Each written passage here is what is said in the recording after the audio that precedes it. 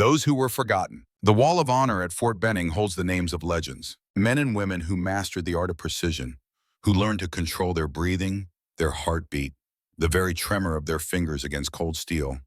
Snipers who sent death across distances most soldiers cannot even see clearly. Samuel Rawlings had walked past this wall 10,000 times in 31 years of service.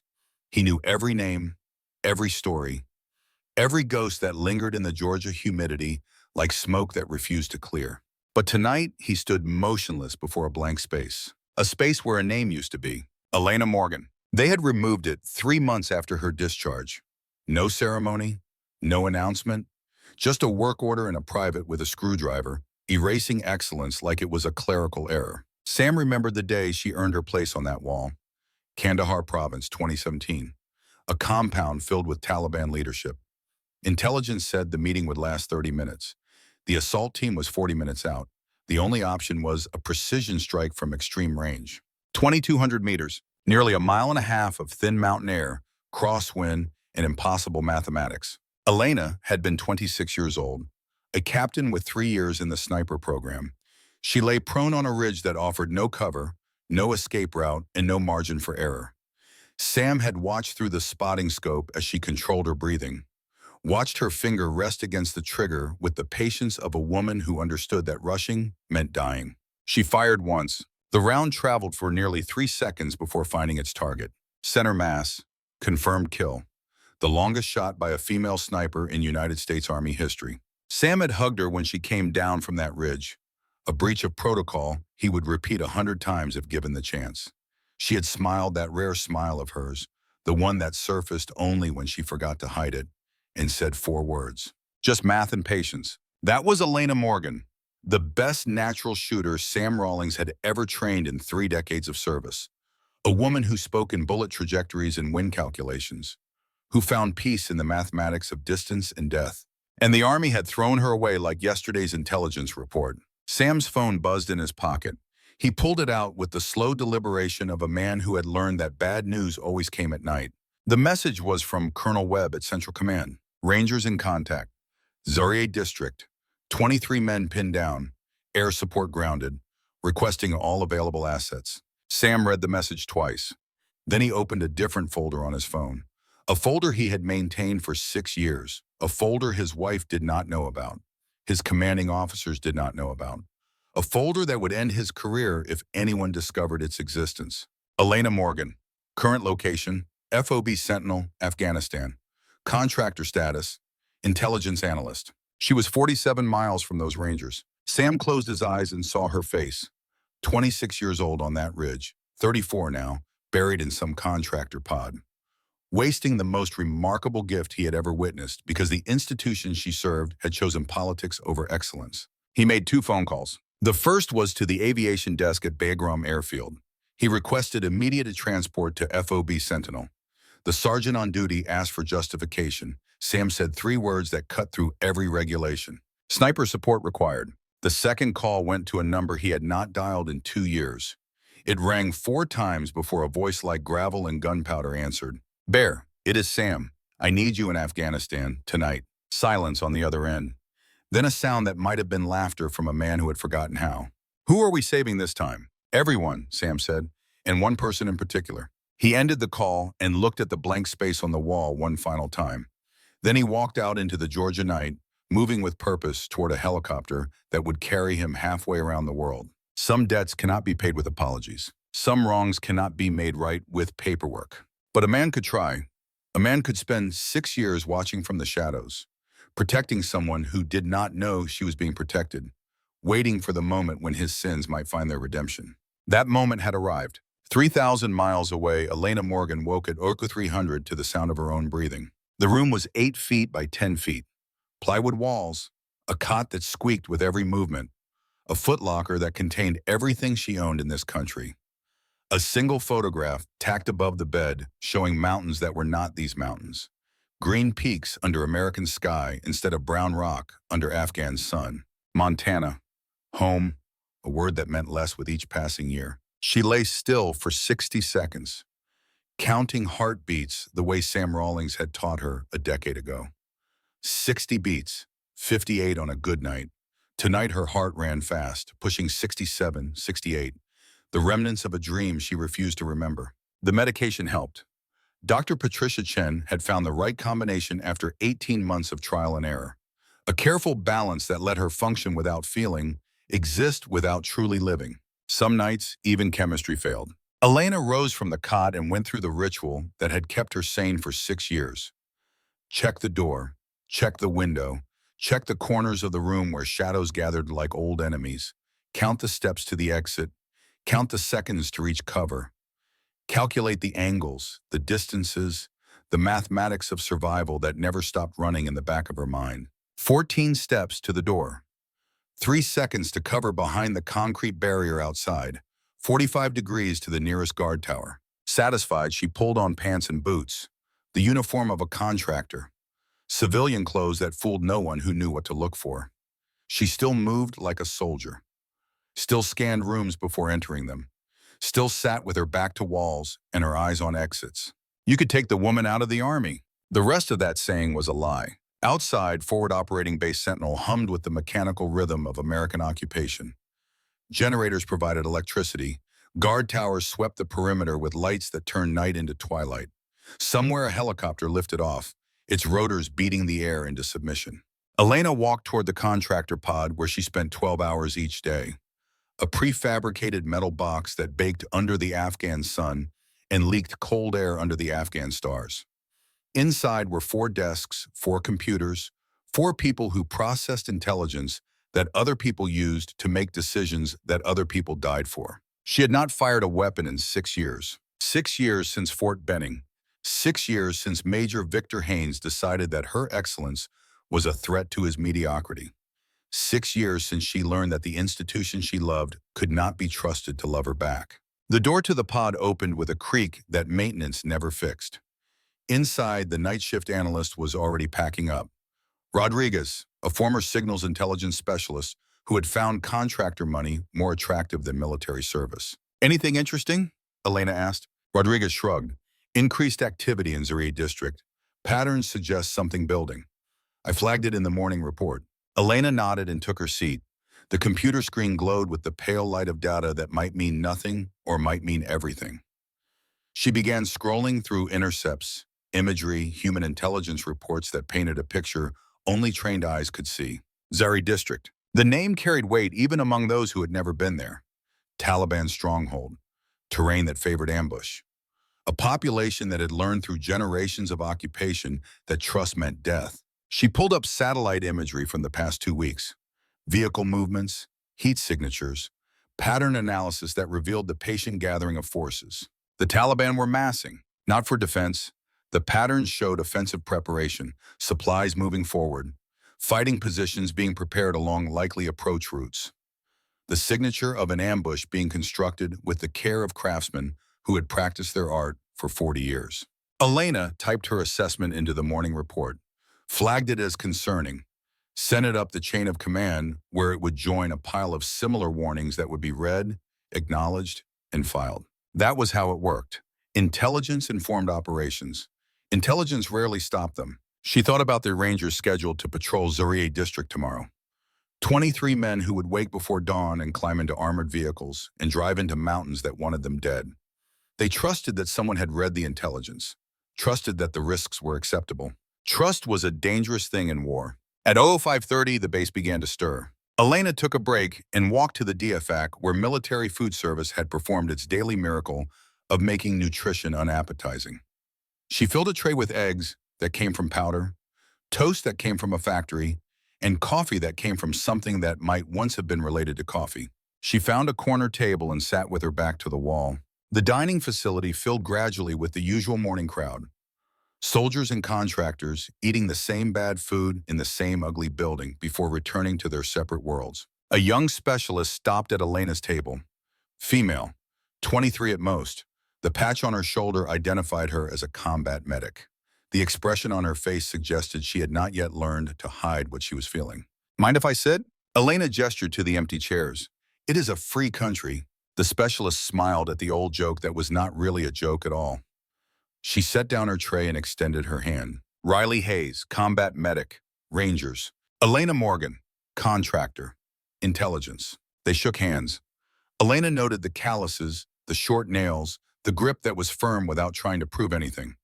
This woman worked for her position, fought for it in ways that the men around her probably never noticed.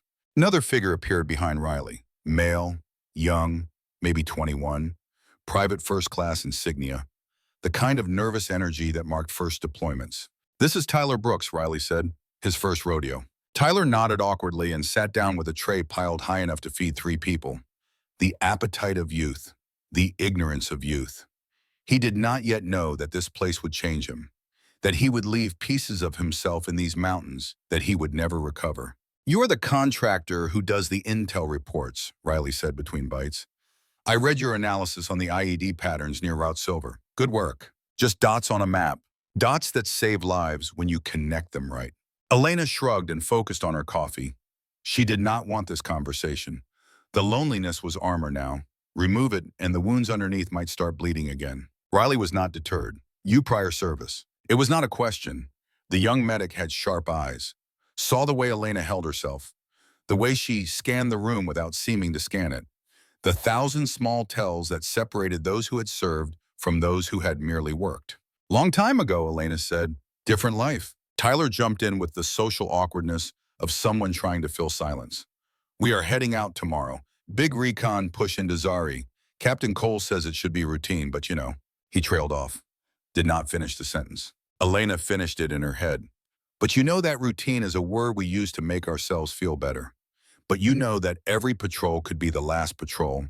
But you know that the mountains do not care about our schedules and our plans and our hopes of going home." She looked at Tyler Brooks, 21 years old, probably had a girl back home, probably had parents who checked the news every night, probably had no idea that the patterns in Zari district suggested he was about to walk into a killing ground. "You will be fine," she said. "Captain Cole is solid. He knows what he is doing." "You know the captain?" "I read his file." Riley's eyes sharpened with interest. Elena realized her mistake. Contractors did not read personnel files. Intelligence analysts did not memorize the service records of Rangers captains. "Part of the job," she added, "security clearance processing." The lie came easily. 6 years of practice. They ate in silence for a moment. Elena watched them without appearing to watch. Riley with her controlled movements, her constant awareness of the space around her. Tyler with his loose posture, his wandering attention, his belief that tomorrow would be just another day. In 6 months, if he survived, that looseness would be gone. He would move like Riley, coiled, watchful, carrying invisible weight that would never lift. "My father was Army," Riley said suddenly. "He served in Desert Storm. He always said the hardest part was not the danger.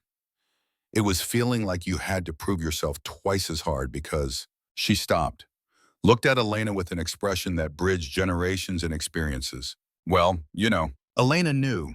She knew in the marrow of her bones, knew in the empty space on the wall at Fort Benning where her name used to live, knew in the scar tissue that covered the places where Victor Haynes had tried to cut out her pride.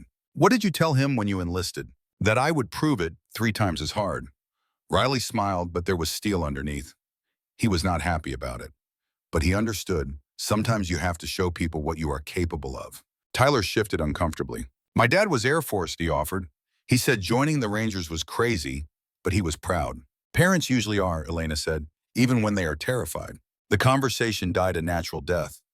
Elena finished her coffee and stood to leave. Riley caught her eye as she turned. "Maybe we will talk again when we get back." There was something in the way she said it. Not quite a question, not quite a hope, just an acknowledgement that some connections deserve more than a single breakfast in a plywood cafeteria. "Maybe," Elena said. She walked out into the growing light of an Afghan morning. The mountains that surrounded the base were turning gold with the rising sun, beautiful and brutal in equal measure. This land had been killing invaders since Alexander the Great. It would continue killing long after America packed up and went home. Elena thought about Riley Hayes, 23 years old, fighting to prove herself in a world designed by men who did not want her there.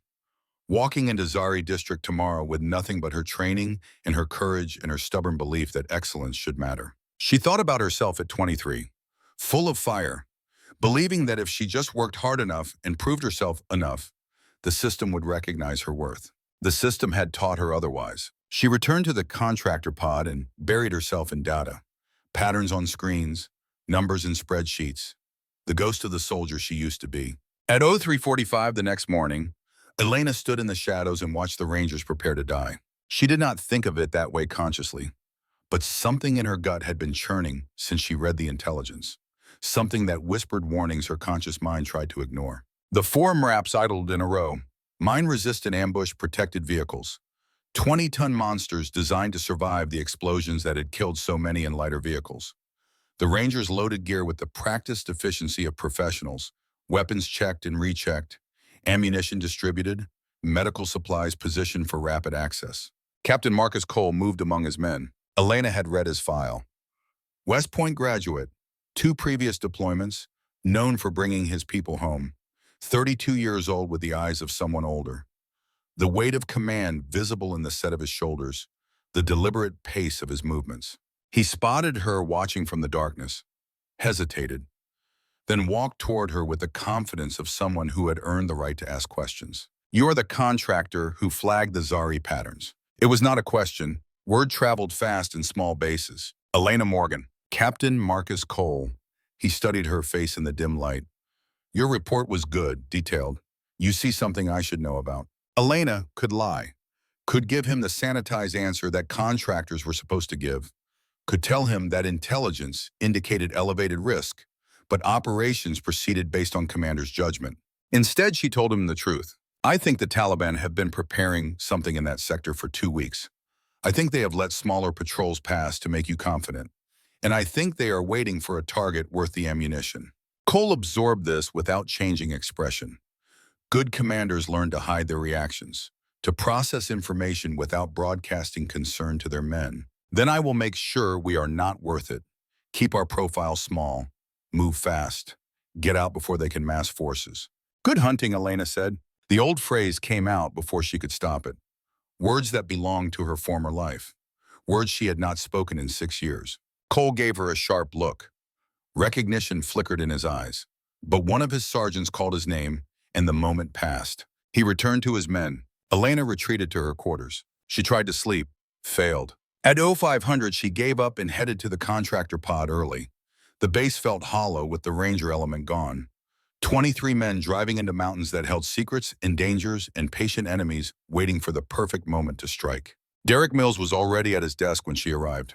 Her supervisor, a former logistics officer who had found contractor money more appealing than military pension. He looked up with the expression of someone who had not slept well.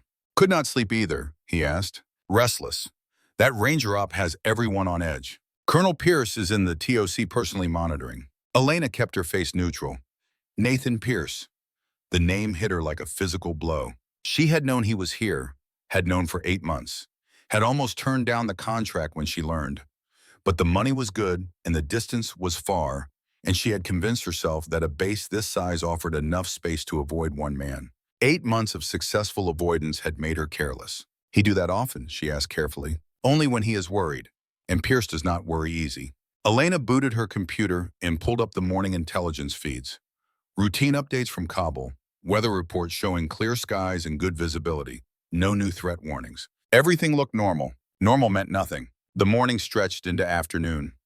Elena processed reports, updated databases, drank coffee that tasted like regret. Veronica Lane arrived at 0700, young and cheerful despite the hour. Brad Simmons stumbled in at 0730, wearing the face of a man who had negotiated with a bottle and lost. At 0900, the radio traffic changed. Elena had one ear on the base frequency, background noise she had learned to filter. But certain words cut through any filter. Certain phrases demanded attention. "Contact. Troops in contact." She turned up the volume. "Sentinel, this is Sabre 1 Actual." The voice was controlled but tight. Captain Cole, fighting to keep calm while the world exploded around him. "We are under effective fire from multiple positions. 3 casualties, 1 urgent surgical, requesting immediate QRF and air support. Over." The Tactical Operations Center erupted into controlled chaos that Elena could hear through the open windows. Quick reaction force spinning up. Aviation requesting launch clearance.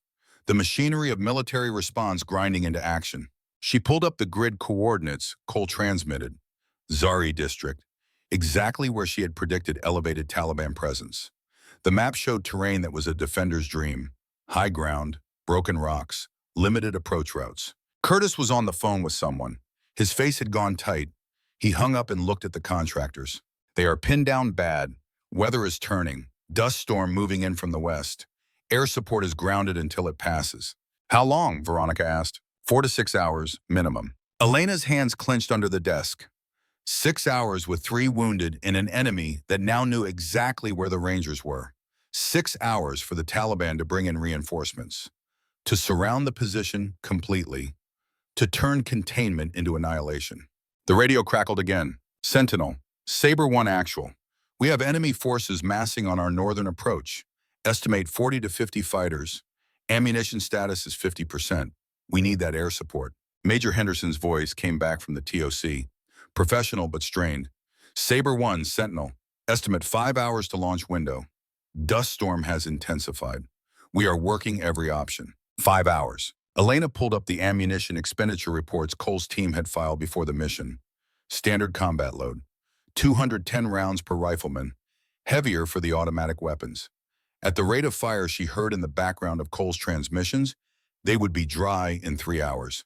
Maybe 4 if they practiced fire discipline. Fire discipline was hard to maintain when you were surrounded and running out of options. The mathematics of survival played out in her head. Numbers that did not add up to rescue. She stood abruptly. Curtis looked up from his phone. Where are you going? Need air. Outside, Elena walked without direction. Just needing movement. The base felt suffocating.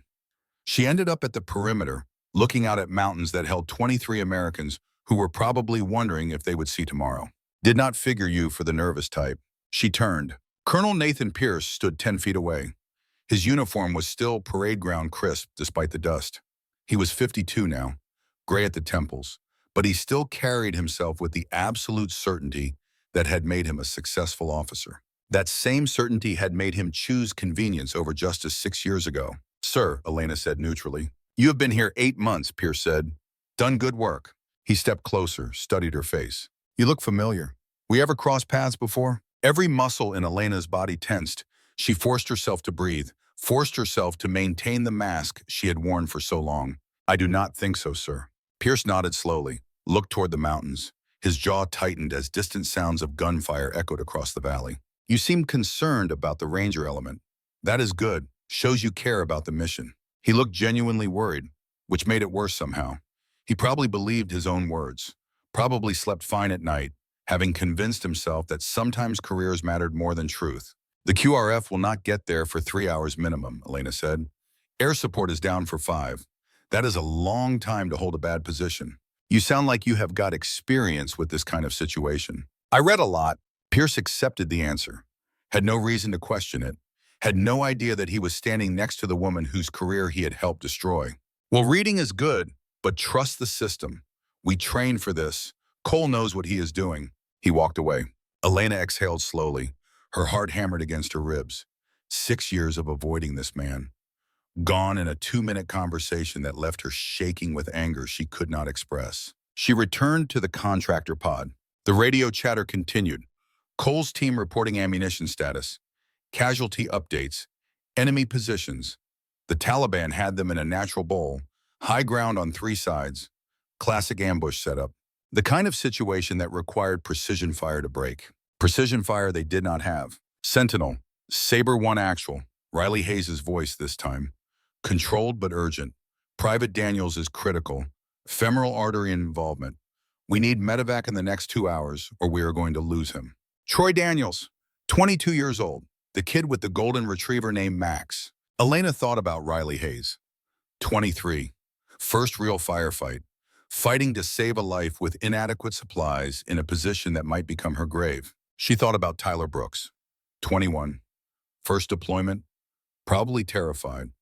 Probably discovering that the adventure he imagined was actually a nightmare that might not end. She thought about Sam Rawlings, standing in that Georgia classroom 10 years ago, teaching her to breathe, teaching her to wait, teaching her that skill was responsibility. If you can save someone and you choose not to, you carry that weight forever. The radio crackled. Cole's voice had changed, not panicked. Rangers did not panic, but the control was slipping. The edges were fraying. Sentinel, Sabre 1 actual. Priority traffic. We have enemy fighters attempting to flank our position. Estimate 60 personnel now in contact. Ammunition at 40%. We need solutions. 60 fighters against 23 Rangers with 3 wounded and dwindling ammunition. The Taliban would probe first, test the defenses, then mass for a final push. Elena stood for the third time, and this time she knew. Some debts cannot be paid with apologies. Some wrongs cannot be made right with paperwork. But someone who could help and did not, that person created a new debt, a new wrong, a new weight to carry forever. She walked out of the contractor pod, walked toward the Tactical Operations Center, walked toward a decision that would change everything. The specialist at the TOC door tried to stop her. "Ma'am, this area is restricted. I need to see Colonel Pierce now. It is about the Rangers in contact." "Ma'am, the Colonel is in the middle of—" "I know what he is in the middle of." Elena did not raise her voice, did not need to. 10 years of command presence does not disappear just because you remove the uniform. She fixed the specialist with eyes that had watched men die at distances most soldiers could not comprehend. "Tell him Morgan needs to speak with him now." The specialist disappeared inside. 30 seconds later, Pierce himself appeared at the door. Irritation and confusion fighting for control of his expression. "Miss Morgan, this really is not the time. You have 23 Rangers pinned down with no air support and no sniper coverage. I can fix one of those problems." His expression shifted, irritation to confusion to something that looked almost like hope. "I am sorry, what?" "I am a sniper, sir. Former Army. I can get to an overwatch position and provide covering fire until your QRF arrives." Pierce stared at her. Elena watched his brain process the claim. Reject it, reconsider, and then finally recognition flooded his face. "Brennan," he said slowly, then caught himself. "No. Morgan. Elena Morgan. Fort Benning. You were—" He trailed off. 6 years of memory clicking into place. "I was a lot of things, sir. Right now, I am the only qualified sniper on this base who is not 5 hours away." Pierce's face went through several expressions. Shock. Calculation. Something that might have been guilt. "Come inside," he said. The Tactical Operations Center smelled like burnt coffee, and electronics pushed past their limits. Screens lined every wall, satellite feeds, drone footage grounded by weather, radio frequency displays showing the chaos of 23 men fighting for their lives. Pierce led her to a corner where they could talk without the entire room hearing. 6 years, he said quietly. "You have been on my base for 8 months and you did not say anything. Would you have wanted me to, sir?" The question hung between them. Pierce's eyes flickered to the main screen showing Cole's position. Red icons representing Rangers.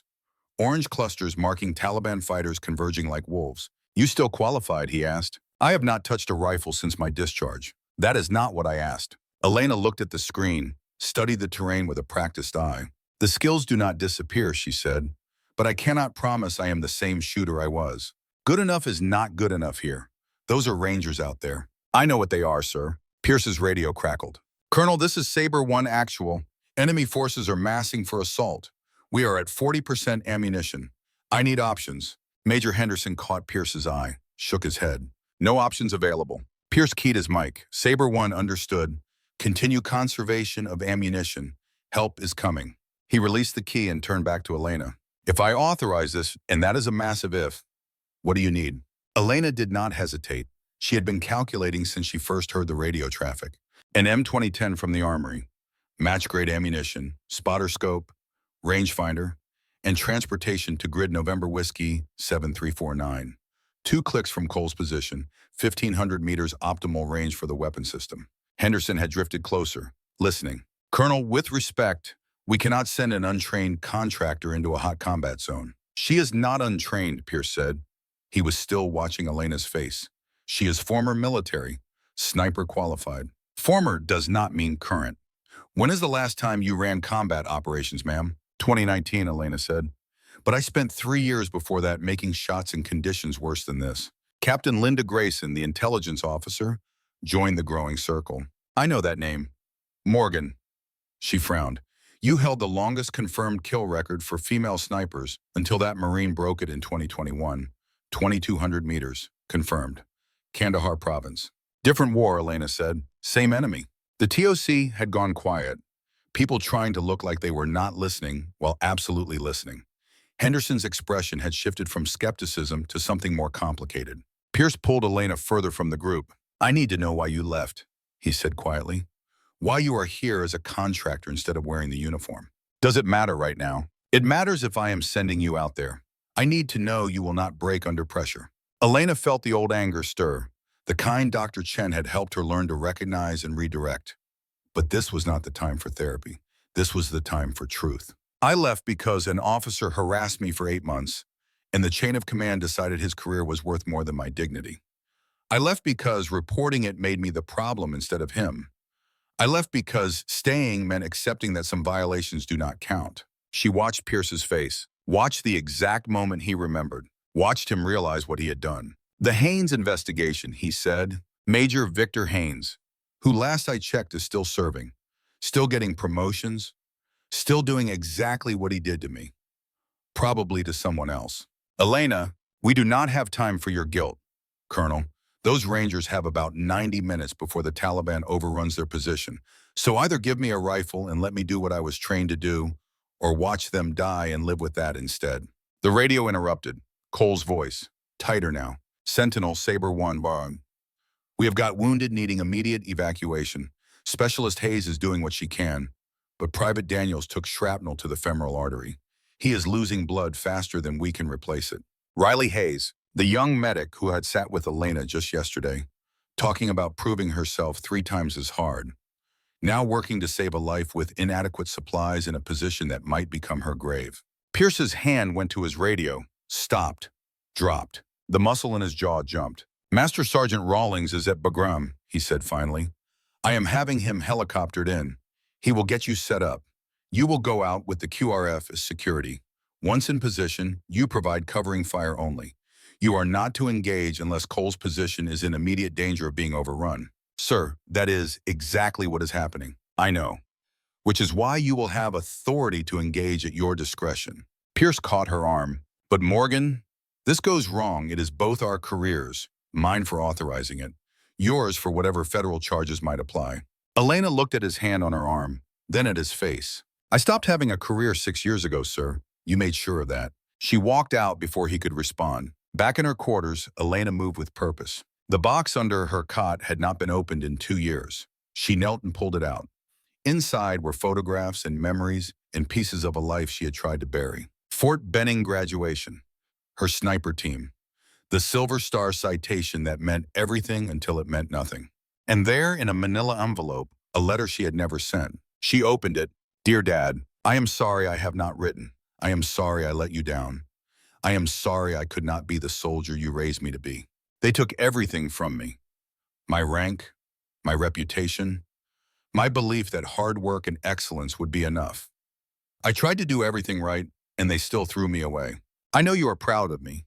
I know you would tell me that Morgan blood does not quit. But I am tired, Dad. Tired of fighting, tired of proving, tired of being told that what happened to me was my fault for not handling it better. I do not know if I will ever put on a uniform again. I do not know if I want to. But I remember what you taught me. Back on the ranch. Back when you first put a rifle in my hands. You said shooting is not about destruction. It is about control. Control of your breath. Control of your body.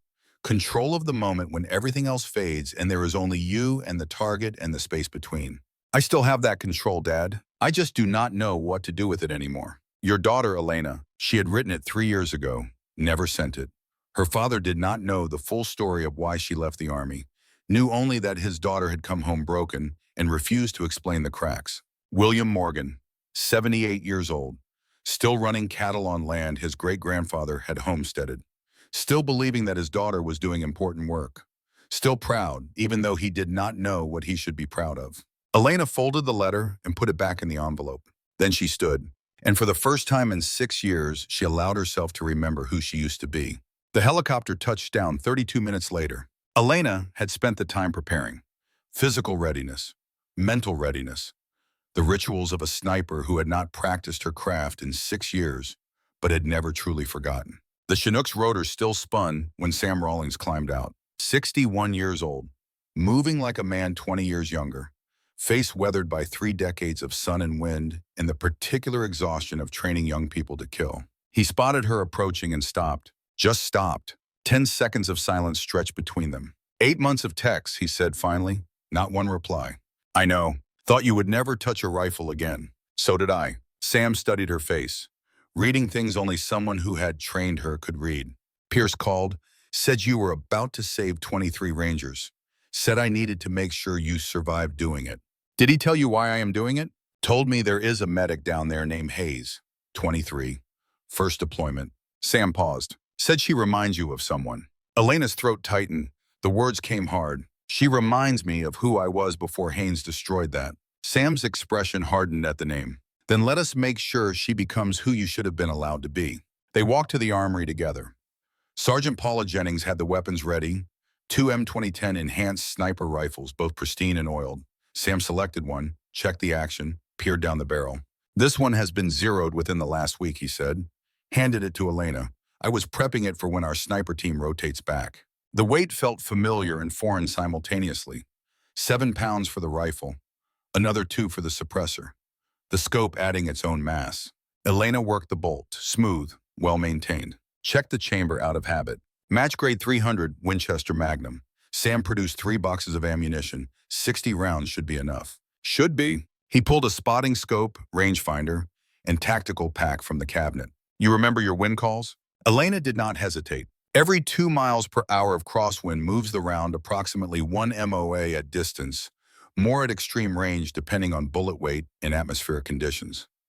Elevation roughly 1 MOA per 100 yards, adjusted for air density and temperature. Sam nodded slowly. You qualified on the M24 originally. Fort Benning class of 2017. Different platform. The M2010 has got a longer effective range, but different ballistics. You will need to recalibrate your instincts. I do not have time to recalibrate. Then you better hope muscle memory is strong enough. He handed her the pack, already loaded with additional magazines, water, essential gear. The QRF leaves in 20 minutes. Sergeant Dylan Woods is the team lead. He knows you are coming, but not who you are. Try to keep it that way until you are in position. Elena slung the rifle, shouldered the pack. The weight distributed across her body in ways she had forgotten. Familiar grooves settling into place. Why are you helping me, she asked. Sam returned to organizing equipment, kept his hands busy, did not look at her. Because I was at Benning when you broke every range record we had. Because I watched Haynes try to take credit for training you when he had done everything possible to wash you out. Because I saw what they did to you and I did not fight hard enough to stop it. He paused. And because those Rangers do not care about politics or who deserves what, they care about going home.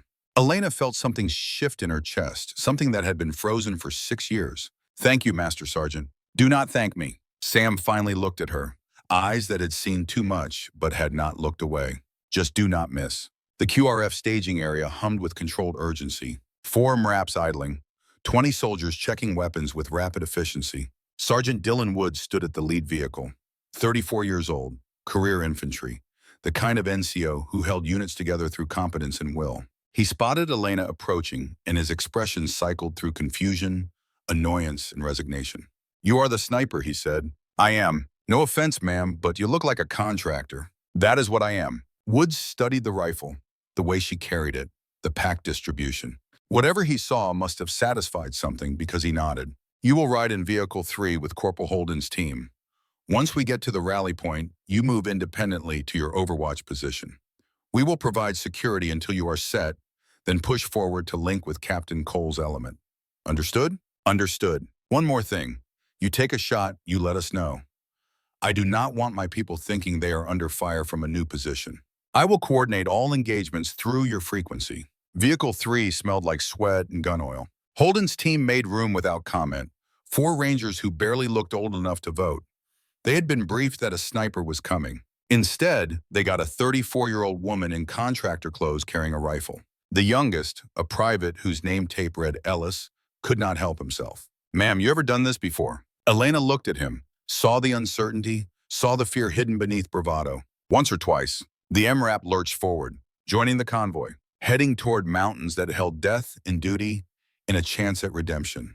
Elena closed her eyes and let the rhythm of the vehicle carry her. Somewhere in those mountains, 23 Rangers were running out of time. Somewhere in those mountains, Riley Hayes was fighting to save lives with hands that probably shook. Somewhere in those mountains, Tyler Brooks was discovering that war was not an adventure. And somewhere in the back of Elena's mind, Sam Rawlings' voice echoed, "The skills do not disappear. The calling does not fade. You just have to remember why you answered it in the first place." The call of brothers. The MRAP hit a pothole and Elena's shoulder slammed against the armored wall. She did not react, did not curse, did not shift her grip on the rifle that lay across her knees. 20-ton vehicles built to survive explosions were not designed for comfort. They were designed to keep people alive long enough to reach the dying. The interior smelled like diesel fuel and sweat and the particular metallic tang of fear that combat soldiers learned to recognize. 4 Rangers shared the cramped space with her. Young men who had probably expected this deployment to be routine. Young men who were now racing toward a fight that might kill them all. Corporal Polzin sat across from her, young face made old by 2 deployments, eyes that kept drifting to the rifle she carried, to the suppressor, to the scope that cost more than his monthly salary. "You qualified on that platform?" he asked. Not challenging, just curious. Different platform, similar principles. The MRAP lurched again. Private Ellis grabbed a handhold and swore under his breath. The other 2 Rangers in the vehicle stayed silent, watching, waiting, wondering what a contractor in civilian clothes was doing with a weapon that most soldiers never touched. Outside, the landscape had changed.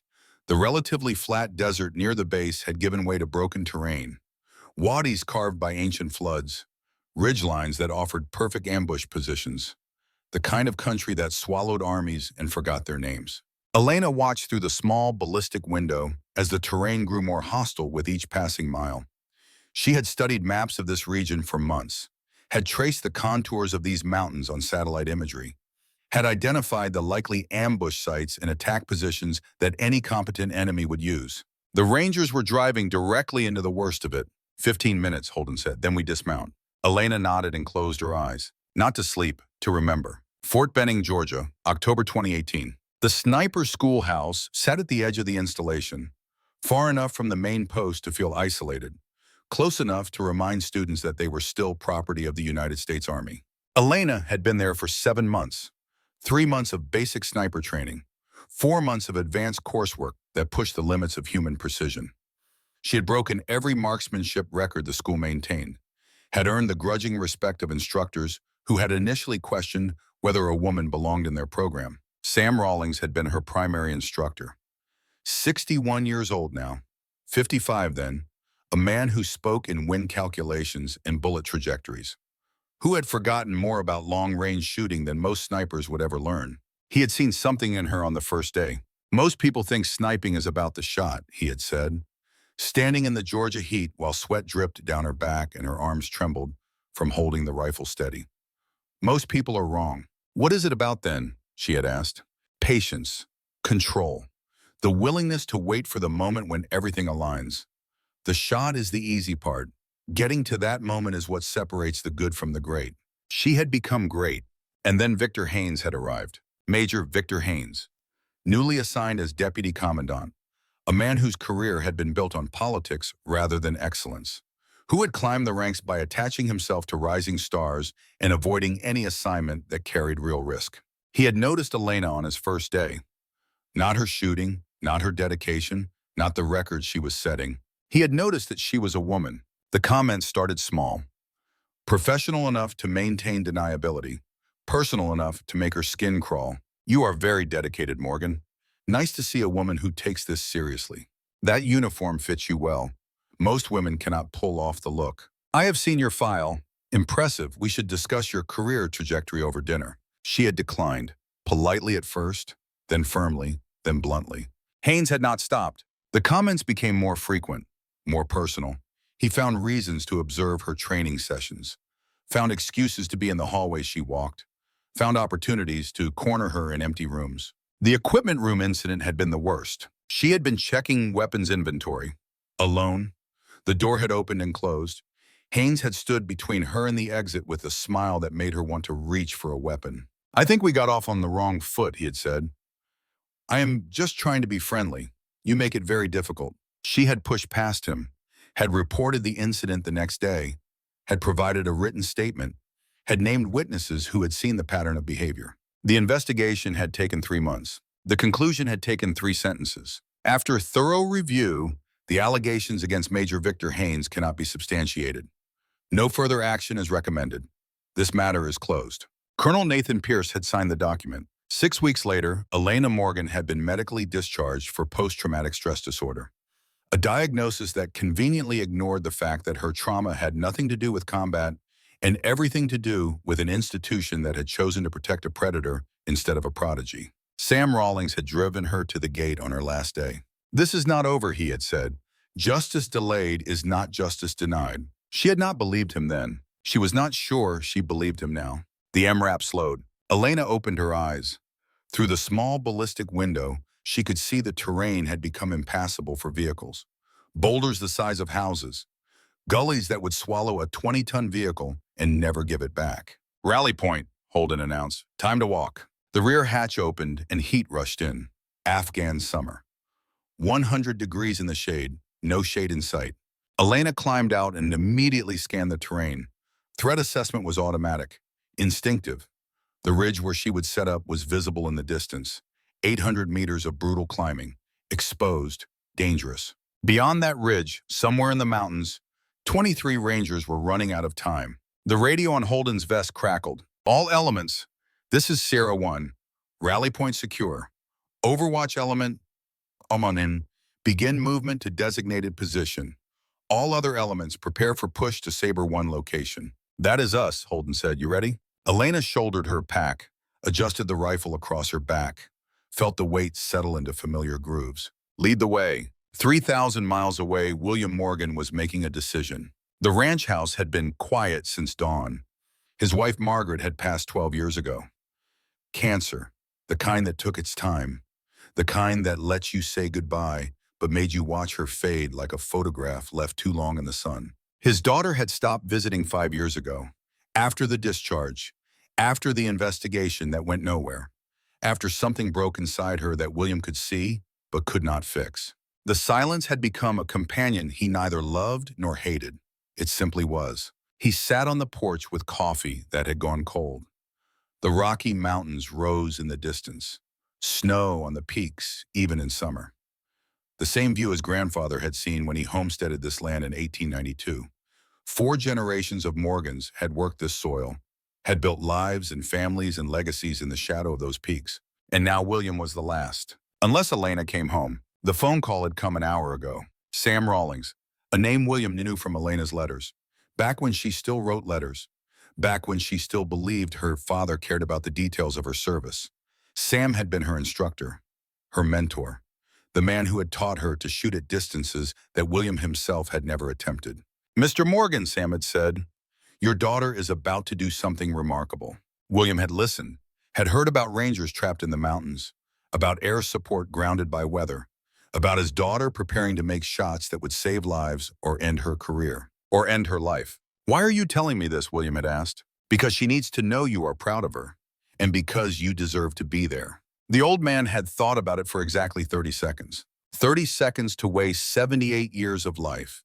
30 seconds to calculate the risks and the rewards and the simple truth that his daughter was going to war and he would not let her go alone. Then he had made 2 phone calls. The first was to his neighbor, Jake Patterson, retired Air Force colonel with connections that reached higher than he admitted.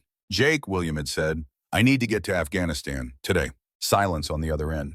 Then Jake's voice, careful, measured. "That is not exactly a simple request, Bill. Nothing I have ever asked you has been simple. You helped me with that situation in Beirut back in '83. Time to pay up." The second call had been to an airline, private charter, Montana to Washington. A car would be waiting to take him to Andrews Air Force Base. Jake would handle the rest. William Morgan was 78 years old. He had served 3 decades in the Marines, Force Recon Sniper. 67 confirmed kills across multiple deployments in places the government still would not acknowledge. Panama, Grenada, Beirut, the first Gulf War. His daughter had learned to shoot on his knee, had broken his records before she turned 25, had inherited his patience and his precision and his absolute refusal to quit. And then the Army had broken her. William had watched from a distance, had seen the light go out of her eyes, had heard the pain in her voice when she called, had felt helpless for the first time since he was 19 years old, and watching friends die in jungle that smelled like rotten cordite. He had not been able to protect her then. He would not make that mistake again. The drive to the airport took 45 minutes. The flight to Washington took 4 hours. The military transport to Bagram would take another 14. Somewhere in Afghanistan, his daughter was climbing toward a ridgeline. William Morgan intended to be there when she came down. Elena moved through terrain that wanted her dead. The first 400 meters had been relatively easy. Broken ground but passable. Cover available. Lines of sight manageable. The last 400 meters were murder. Loose scree that shifted with every step. Exposure to potential sniper positions on 3 sides. Sun that hammered down without mercy. Air that burned going in and came out hot. Holden's team had peeled off at the halfway point. They had other objectives, other rangers to reinforce, other lives to save. Elena climbed alone. The rifle case banged against her spine with each step. 3 times it caught on rocks. 3 times she had to stop, adjust, continue. Her lungs screamed for oxygen that the altitude refused to provide. Her legs burned with lactic acid that had nowhere to go. 8 months of desk work had cost her. She had been able to run 10 miles without breathing hard, had been able to climb mountains like water flowing uphill, had been in the best shape of her life when she left the Army. Now she was 34 years old. Soft in places she used to be hard, slow in ways she used to be fast. But muscle memory remained. Her hands found holds without conscious thought. Her feet tested ground before committing weight. Her body remembered movement patterns that years of training had carved into neural pathways. You can take the woman out of the Army. She kept climbing. At Forward Operating Base Sentinel, Colonel Nathan Pierce stood in the Tactical Operations Center and watched men die. The screen showed thermal signatures, blue icons for Americans, red clusters for enemy fighters. The blue icons had stopped moving, had formed a tight perimeter in a natural depression that offered some cover, but no escape. The red clusters kept growing. Sabre 1, this is Sentinel Actual. What is your current status? Over. Marcus Cole's voice came back tight with controlled fear. Sentinel Sabre 1, we are holding position, but ammunition is critical, down to 30% across the element. Enemy forces continue to reinforce. Estimate 70 to 80 fighters now in contact. We need that air support. 70 to 80. Pierce did the math in his head. 3 to 1 odds, maybe 4 to 1. With limited ammunition and no resupply, and wounded men who needed evacuation. The Rangers were going to die, unless something changed. Sabre 1, Sentinel Actual. Overwatch element is en route to support position. Estimate 15 minutes to operational. Copy, Sentinel. We will hold. Cole paused. Tell that Overwatch we are counting on her. Pierce keyed off the mic and turned to Major Henderson. Where's the QRF? 40 minutes from link up with Sabre element. They are pushing hard, but the terrain is working against them. And our mystery sniper? Henderson pulled up a secondary display, a single blue icon moving slowly up a ridgeline, 500 meters from her designated position. Based on her movement rate, she should be operational in 12 to 15 minutes. Pierce stared at the lone blue icon. Elena Morgan, the woman he had failed 6 years ago, the woman whose career he had sacrificed to protect a man who did not deserve protection, the woman who had every reason to hate him and every right to refuse this mission. She had not refused. She had asked for a rifle and walked into mountains that might kill her. Pierce thought about the investigation, about the evidence he had ignored, about the witnesses whose statements he had minimized, about the pattern of behavior that he had chosen not to see because seeing it would have been inconvenient. He had made a choice, a coward's choice, and now a woman he had wronged was trying to save 23 men because he had failed to provide any other option. God help us all, Pierce muttered. Henderson heard him but said nothing. Some prayers did not require witnesses. On a ridgeline in the Zari district, Elena Morgan reached her position. The final 50 meters had required a scramble over boulders the size of small cars. She had slung the rifle forward, used both hands to climb, ignored the scrapes that drew blood from her palms. At the top, she dropped behind cover and gave herself 30 seconds. Breathing slowed. Heart rate decreased from panic to merely elevated. She unzipped the rifle case. The M2010 came together like a puzzle her hands remembered. Scope mounted and tightened. Suppressor threaded onto the barrel. Bipod extended and locked. Magazine inserted. Round chambered. Safety engaged. The spotting scope came next, wider field of view, essential for target identification. She ranged the distance to the ranger position, 1,630 meters, within effective range. but far enough that wind and elevation would matter critically. Through the scope, she found them. 23 Rangers had become 18.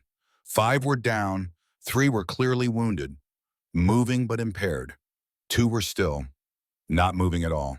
Casualties. Elena cataloged what she saw with the dispassion of a professional. Emotion came later. Analysis came now. The Rangers had taken cover in a natural depression between rock formations.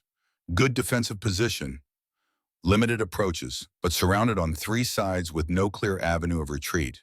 She found Marcus Cole, crouched behind a boulder, coordinating his men with hand signals. The bearing of a commander who knew the situation was desperate, but refused to let his people see despair. She found Riley Hayes, moving between the wounded, hands covered in blood that was not her own, working with the focused intensity of someone fighting death itself. She found Tyler Brooks, pressed against a rock wall, rifle raised but hands shaking. The face of a young man learning that war was not an adventure. War was not a video game. War was blood and fear and the absolute certainty that the next second might be your last. Elena shifted the scope, found the enemy. Taliban fighters moved between covered positions. Muzzle flashes marked firing points. The distinctive crack of AK-47s echoed across the valley. Occasionally, the deeper boom of a PKM machine gun punctuated the chaos. She began plotting positions. Wind check, 3 to 5 miles per hour from the west. Call it 1 MOA adjustment at this range. Temperature, 95 degrees Fahrenheit. Elevation, 8,200 feet. Air pressure lower than sea level, which meant flatter trajectory, less bullet drop. She pulled out the range card, started marking distances to each identified position. Target 1, northern approach, range 1,700 meters. 2 fighters using a boulder pile for cover. They were laying down effective fire that kept the Rangers pinned. Target 2, western flank, range 1,800 meters. 3 fighters attempting to maneuver closer.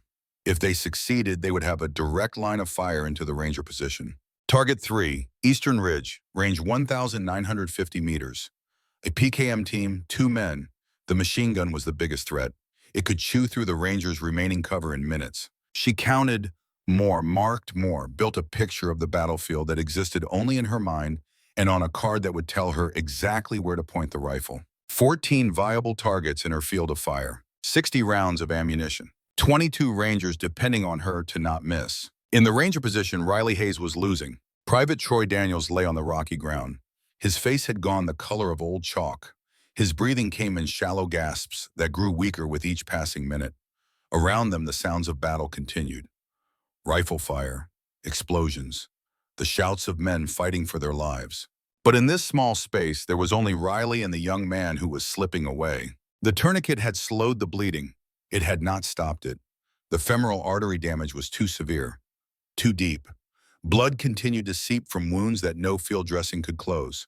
She had used every trick she knew, every technique she had learned in medic school, every improvisation that desperation could create. None of it was enough. Stay with me, Daniels. Riley pressed another bandage against the wound. Tell me about Max. Tell me about your dog. Daniels' eyes were open but unfocused, staring at something Riley could not see. His skin had taken on a waxy quality that she recognized, the pallor of a body shutting down, redirecting blood to vital organs, preparing for an end that was coming too fast. He is a good boy, golden retriever, 6 years old. I got him when he was a puppy. What does he like to do? Fetch. He loves to fetch, tennis balls, sticks, anything. Daniels coughed. Flecks of blood appeared on his lips. My mom is keeping him while I am deployed. She sends me pictures. Riley felt the pulse under her fingers weaken. She had felt this before. On her second deployment, a sergeant who had caught shrapnel from an IED. She had held his hand and talked to him about nothing while his life drained away onto a rocky sand. She had promised herself she would not let it happen again. Promises meant nothing in war. Daniel, stay with me. Look at me. Look at my eyes. His gaze drifted toward her, barely focused. You are going to see Max again. You are going to throw tennis balls for him. You are going to watch him run across your mom's yard, okay? Yeah. Daniel's voice was a whisper. Yeah, that sounds good. His eyes closed. Riley checked for a pulse. Found one. Weak, thready, but present. She had minutes, maybe less. Saber 1 actual. This is Saber 1 Medical. Daniels is critical. We need medevac now. He will not survive another hour without surgical intervention. Marcus Cole's voice came back through the radio, strained, burdened. Understood, Saber 1 Medical. Medevac is inbound, but cannot enter the AO until air support clears the LZ. We are working on it.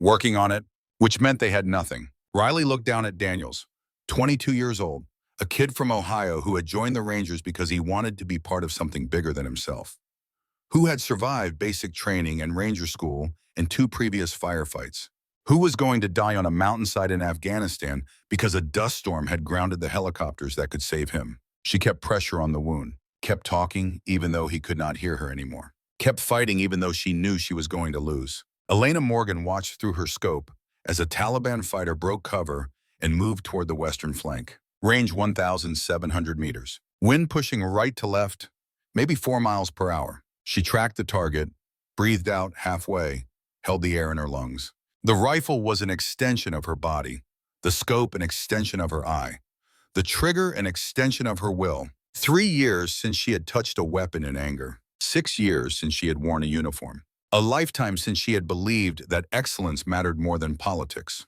Her finger found the trigger. 3.5 pounds of pressure. That was all that separated life from death. A gentle squeeze, a controlled release. She keyed the radio. Saber 1, this is Overwatch. I have a hostile moving on your western flank.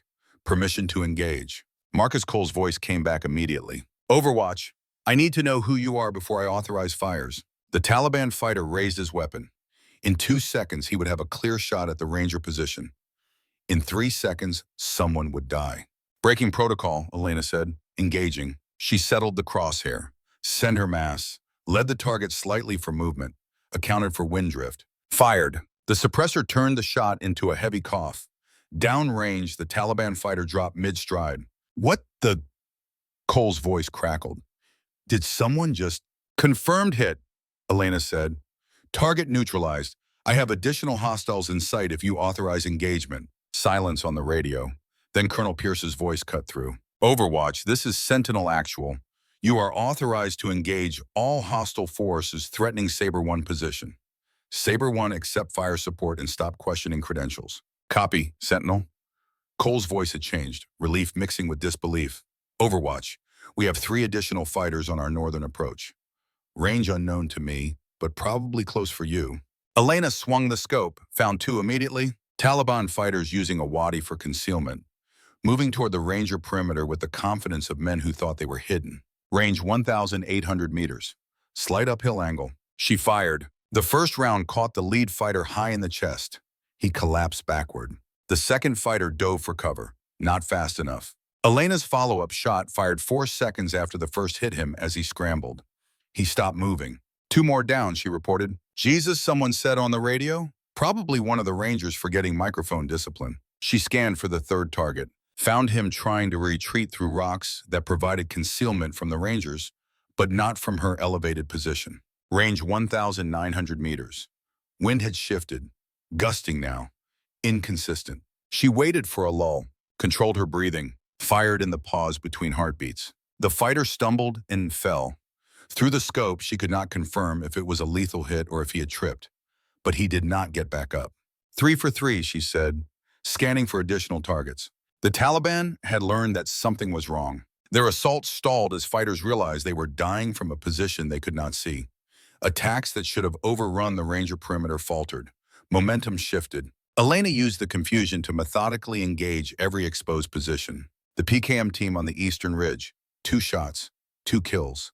The machine gun fell silent. A group of fighters massing for a flanking maneuver. 3 shots, 3 down. The maneuver died before it started. A commander she identified by his gestures and the way other fighters looked to him for direction. 1 shot, 1 kill. Leadership eliminated. Saber 1, this is Overwatch. I have 9 hostiles neutralized. Continuing scan. Cole's voice came back with something that sounded almost like hope. Copy, Overwatch. Enemy fire has decreased. We are holding position. Do not relax, Elena said. They are regrouping. This is not over. She knew the Taliban, had studied them for years. They were patient, adaptive. They would pull back, reassess, and try again with different tactics. The question was whether they would figure out her position before the QRF arrived. At Bagram Airfield, a C-17 touched down on the main runway. William Morgan stepped off the aircraft into Afghan heat that hit him like a physical blow. 78 years old, 20 hours of travel, no sleep. He felt more alive than he had in years. A young captain met him on the tarmac, the kind of expression that suggested he had received very unusual orders and did not know what to make of them. "Mr. Morgan, I am Captain Williams. I have been instructed to provide you with transportation to FOB Sentinel." William nodded. "How long?" "Helicopter is standing by. 90 minutes flight time." "Then we should not waste time talking." The captain led him across the tarmac to a waiting Blackhawk. William climbed in with the ease of a man who had spent too many hours in helicopters to count. "Sir," the captain said, "if you do not mind me asking, what exactly is your business at Sentinel?" William strapped himself in, looked out the window at mountains that reminded him of other mountains.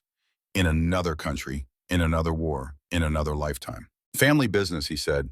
The helicopter lifted off. 90 minutes. William hoped it would be enough. On the ridgeline, Elena continued her work. Shot 14. A fighter who had gotten too bold, who had assumed the sniper threat was eliminated, who learned otherwise when a 300 Winchester Magnum round traveled 1,600 meters and found the space between his body armor and his neck. Shot 15. A spotter, someone with binoculars who was trying to locate her position. She found him first. The binoculars shattered. The man behind them stopped moving. Shot 16. A RPG team setting up for a shot at the ranger position. The gunner went down. His assistant grabbed the weapon. Shot 17 made sure he never got the chance to use it. The Taliban had pulled back now. Retreated to positions beyond her effective range. Waiting. Planning. Trying to figure out how to deal with a threat they could not see and could not counter. Elena ejected the magazine. Checked her remaining ammunition. 43 rounds remaining. She had fired 17 shots. 16 confirmed kills, 1 probable. The Rangers were still pinned down, still low on ammunition, still waiting for extraction. But they were alive. For now, Sabre 1, this is Overwatch. Enemy forces have broken contact. They are regrouping beyond my engagement range. Estimate 15 to 20 minutes before they try again. Copy, Overwatch. Cole's voice was steadier now. The desperation had faded. QRF is 30 minutes out. Can you hold position until they arrive? I can hold. A pause on the radio. Overwatch. I do not know who you are, but you just saved a lot of lives. When this is over, I want to shake your hand.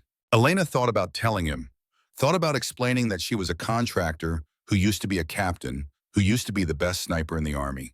Thought about the complicated truth of why she was here and what she had lost and what she was trying to find. Instead, she said, just doing the job, sir. She resumed her scan of the battlefield. The sun continued its arc across the Afghan sky. The mountains held their secrets. And somewhere in those mountains, 70 Taliban fighters were trying to figure out how to kill a ghost they could not see. The QRF arrived 32 minutes later. Elena watched through her scope as armored vehicles appeared from the south. Sergeant Woods and his team, pushing hard through terrain that fought them every meter. The Taliban saw them too. She could see the enemy fighters reacting, pulling back further, abandoning positions they had held for hours. The calculus of battle had changed. 23 pinned Rangers were one thing. 23 Rangers with sniper cover and armored reinforcement was something else entirely. Sabre 1, this is Sierra 1. QRF element voice crackled on the radio. We have visual on your position. Moving to link up. Copy, Sierra 1. Cole's relief was audible. Be advised, we have Overwatch providing cover from the northern ridgeline. Recommend you maintain awareness of friendly fire positions. Understood. Sierra 1 actual to Overwatch. We are friendlies approaching from the south. Please confirm. Elena Keeter radio. Sierra 1 Overwatch confirms. I have eyes on your vehicles. You are clear to approach. Be advised, enemy forces have pulled back to the east. They may attempt to interdict your link-up. I will provide cover. Copy, Overwatch. Appreciate the assist. The MRAPs push forward. Elena tracked them through her scope, ready to engage any threat that emerged. None did. The Taliban had decided this fight was no longer worth the cost. Link-up confirmed.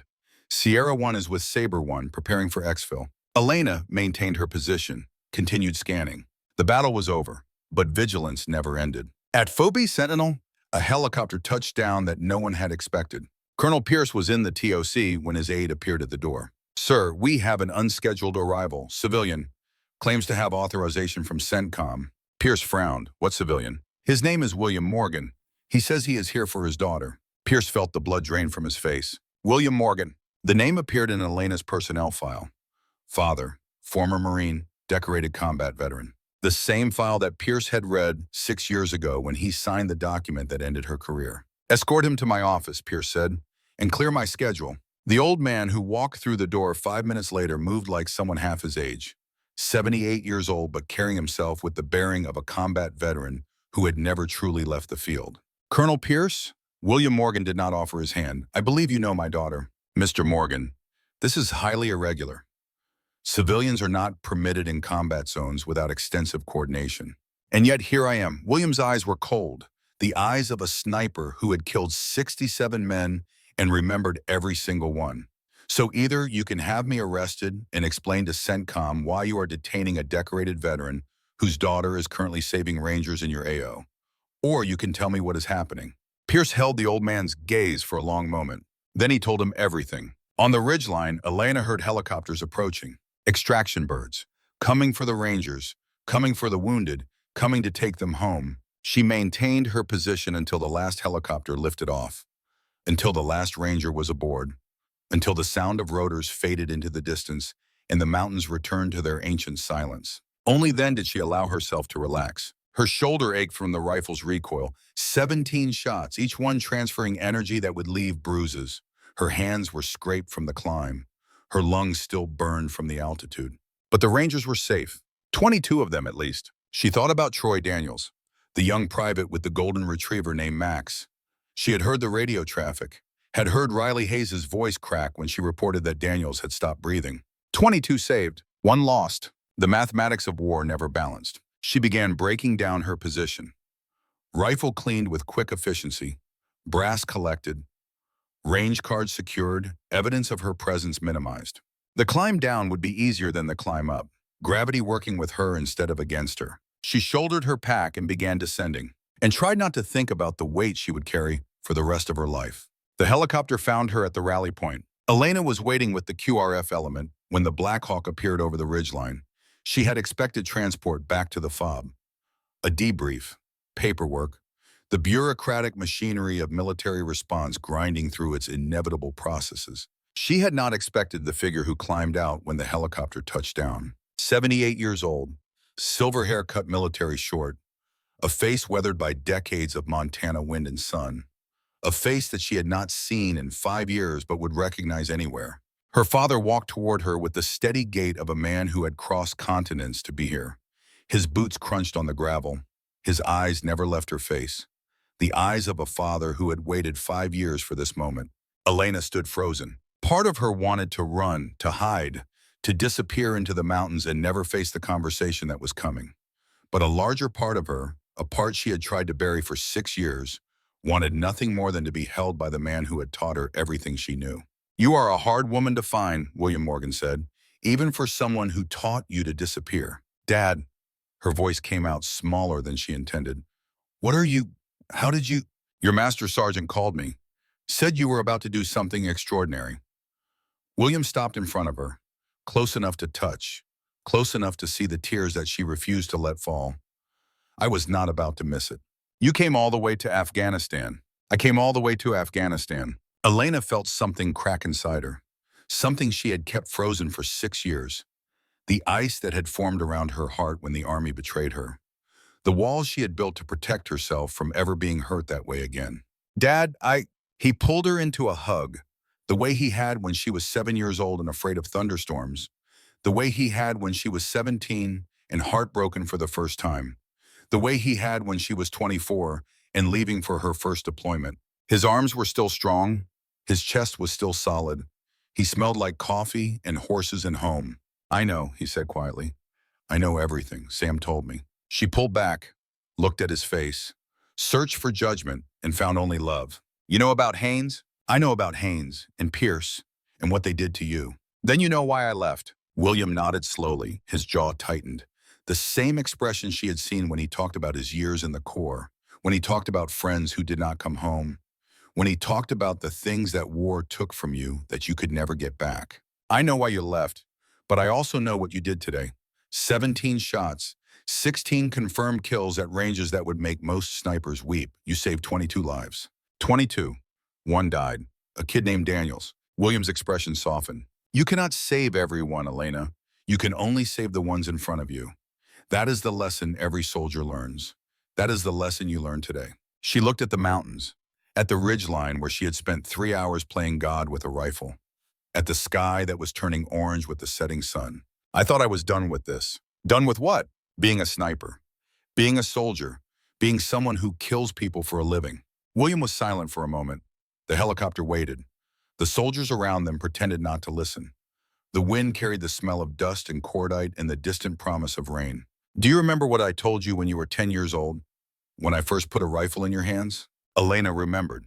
She remembered everything about that day. The weight of the rifle, the smell of gun oil, the way her father's hands had guided hers, the sound of the shot echoing off the mountains, the pride in his voice when she hit the target on her first try. You said shooting was not about destruction, it was about control. That is right.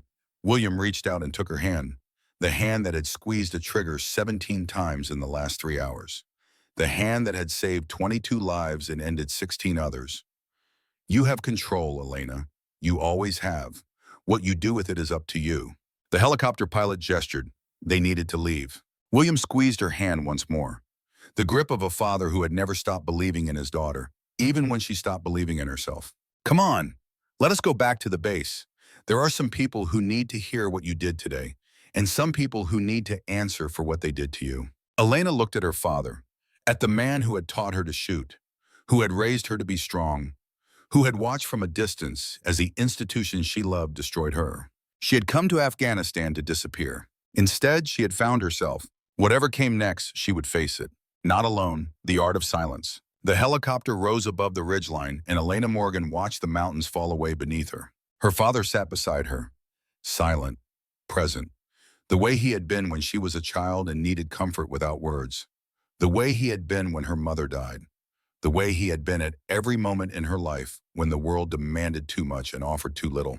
The rifle case lay across her knees, 17 rounds lighter than when she had loaded it 4 hours ago. 16 confirmed kills, 1 probable. 22 Rangers going home to families who would never know how close they came to receiving folded flags instead of phone calls. 1 Ranger who would not go home at all. Troy Daniels, 22 years old, golden retriever named Max. Elena closed her eyes and let the vibration of the helicopter carry her backward. Through the hours, through the shots, through the moments that would stay with her forever. The sniper duel. She had not told anyone about it, had reported her kills in flat professional language that conveyed nothing of what had actually happened, had reduced 3 hours of calculated violence to numbers on a radio frequency. But in the darkness behind her eyes, she remembered everything. The first sign of trouble had come 18 minutes into her engagement. She had just neutralized the PKM team on the Eastern Ridge. 2 shots, 2 kills. The machine gun that had been chewing through the Rangers' cover fell silent. Elena was scanning for her next target when the bullet struck the rock 6 inches from her face. No sound preceded it, no warning, just the sudden spray of stone fragments that peppered her cheek and drew blood. She rolled left without thinking, training taking over where conscious thought failed, found cover behind a boulder that offered protection from the direction of fire. Her mind processed what had happened. No muzzle flash she had seen, no shot she had heard, which meant the enemy sniper was using a suppressed weapon at extreme range, which meant he was good, which meant she was in trouble. Elena steadied her breathing, forced her heart rate down through sheer will. Panic killed snipers faster than bullets. You could not make precision shots when adrenaline turned your hands into trembling instruments of imprecision. She raised the spotting scope, scanned the opposing ridgeline, looking for any sign of the shooter who had nearly ended her 4 seconds ago. Nothing. The enemy sniper knew his craft, had chosen a position that offered no obvious signature, was waiting for her to expose herself so he could finish what he had started. 2 could play that game. On the helicopter, William Morgan watched his daughter's face. She was somewhere else, lost in memory, reliving something that had left marks he could not see but could feel. He knew that look, had worn it himself for years after his time in the Corps, the 1,000-yard stare that saw through walls and flesh and time itself. Elena, he said quietly. Her eyes opened, focused on him. You want to talk about it? She was silent for a long moment. The helicopter banked left. The sun through the windows painted her face in shifting patterns of light and shadow. There was another sniper, she said finally. William nodded. He had suspected as much. The way she moved when she came down from the ridge. The scrapes on her face that were not from climbing. The particular tension in her shoulders that spoke of a fight that had been closer than she wanted to admit. Tell me. The enemy sniper had patience. Elena spent 4 minutes scanning the opposite ridgeline without finding him. 4 minutes during which the Taliban fighters below reorganized. During which the Rangers' position came under renewed pressure. During which she could not provide the covering fire they desperately needed. She was pinned down by a ghost. But ghosts left traces. And Elena Morgan had been trained by the best tracker in the United States Army. She thought about the shot that had nearly killed her. The angle, the trajectory, the way the fragments had sprayed. Ballistics told stories if you knew how to read them. The round had come from the northeast. Elevation similar to her own position. Distance. She calculated based on the sound delay she had not consciously registered, but her subconscious had recorded. Approximately 2,100 meters. Extreme range, beyond what most snipers would attempt, which meant her opponent was not most snipers. Elena shifted position, moved to a secondary hide she had identified during her initial setup. Slower movement, more careful, giving nothing away while changing the geometry of the engagement. From her new position, she could see a section of the opposing ridge that had been hidden before. Rocky outcroppings that offered concealment, shadows that could hide a prone shooter. She raised her rifle, began a systematic scan through the scope, grid pattern, left to right, top to bottom, looking for anything that did not belong. A shape that was too regular. A shadow that was too dark. The faint glint of glass or metal. On her third pass, she found him. Not the man himself, just the barely visible edge of a bipod. The suggestion of a rifle barrel. A shape in the shadows that could have been a rock, but was not. Range, 2,110 meters. She had never made a shot that long. Her record was 2,200, but that had been downhill with stable wind and perfect conditions. This was across a valley with unpredictable thermals and an opponent who was actively trying to kill her. Elena did not hesitate. She began calculating. Wind at her position, 3 miles per hour from the west. Wind at the midpoint of the valley, probably stronger. The terrain would channel air currents, call it 5 miles per hour. Wind at the target position, unknown. She would have to guess based on the vegetation movement she could see through the scope. The scrub brush was barely moving, 2 miles per hour at most. Variable wind across the trajectory, the most difficult calculation in long-range shooting. The bullet would travel through 3 different wind conditions, each one pushing it in slightly different ways. She ran the numbers in her head, the formulas Sam Rawlings had drilled into her until they became as natural as breathing. Elevation adjustment. At 2,100 meters, the bullet would drop approximately 480 inches from a level trajectory. Call it 40 MOA of elevation compensation. Wind adjustment. The variable conditions made this a best guess. She settled on 3.5 MOA right. She dialed the corrections into her scope, verified them twice. Settled into position. Breathe out. Hold.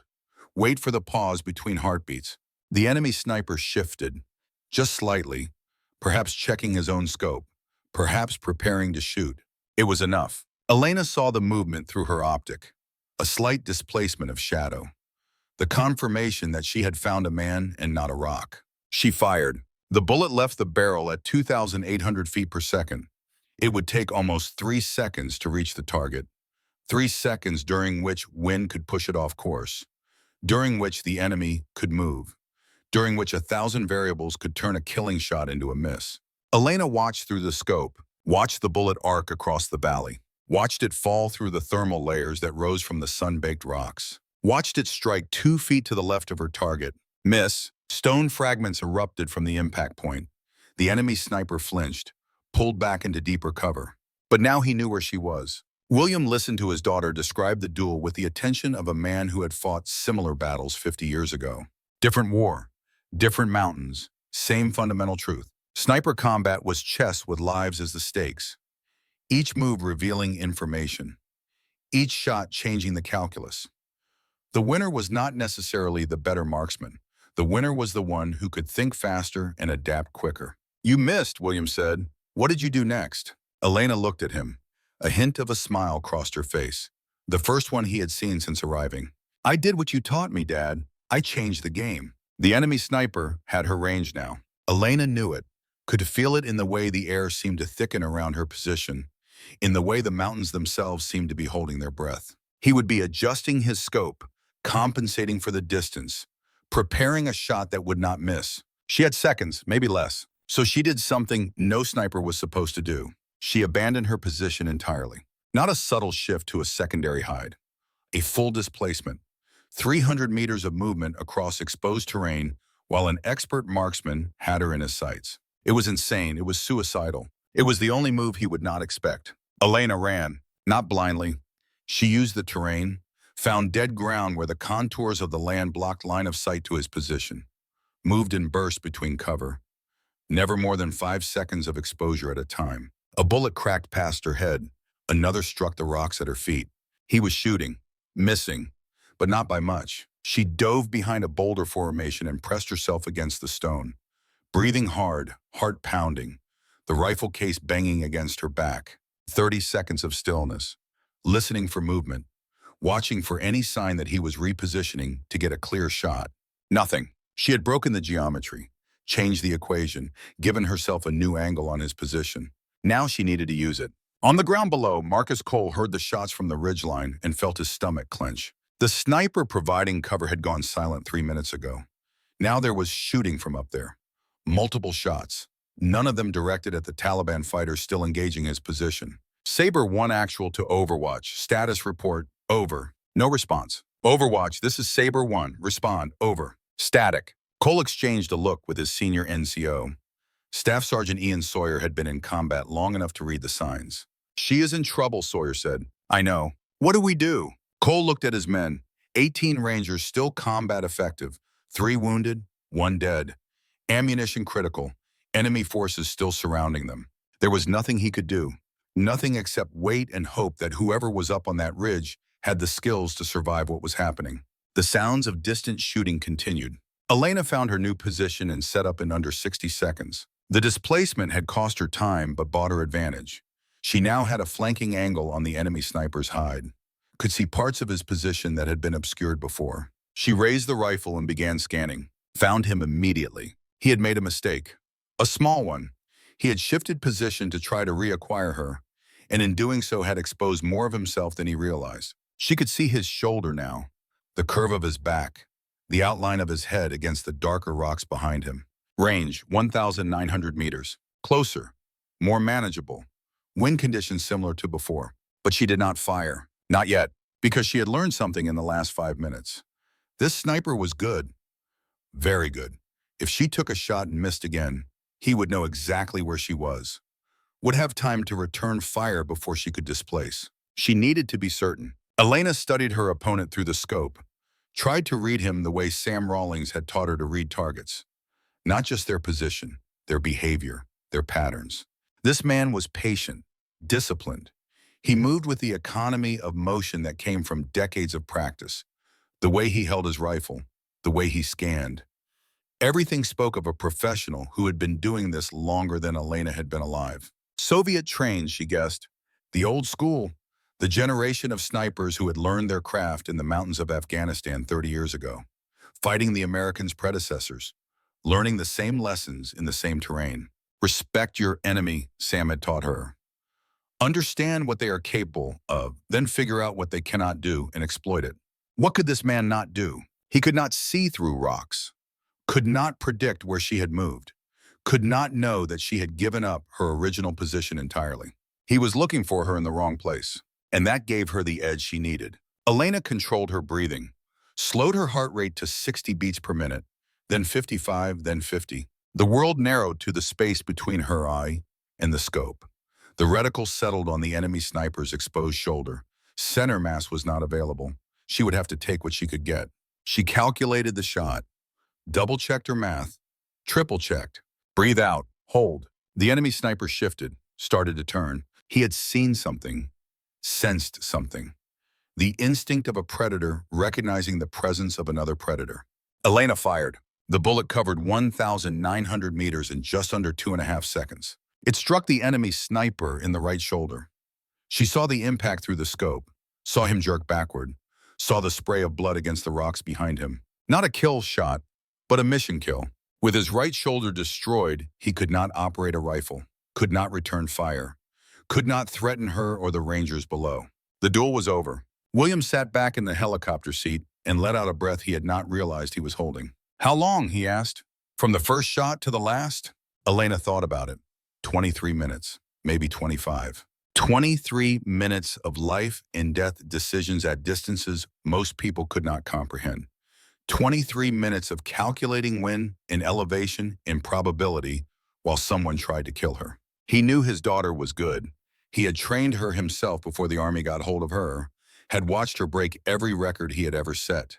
But this was something else. This was the kind of shooting that belonged in textbooks, in training manuals, in the stories that old soldiers told each other in bars when the night was long and the memories were longer. "You did good," William said, "real good. I missed my first shot. You made the second one count. That is what matters." Elena looked at him. Her eyes held something he had not seen in years. Not pride exactly, something deeper, something closer to the fire that had burned in her before Haynes and Pierce in the Army had tried to extinguish it.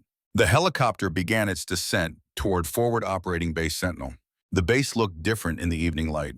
Harsh shadows stretched across the compound. Activity concentrated around the medical facilities where the wounded Rangers were being treated. A crowd had gathered near the helicopter pad. Word had spread about what had happened in the mountains. The Black Hawk touched down and Elena stepped out into the Afghan evening.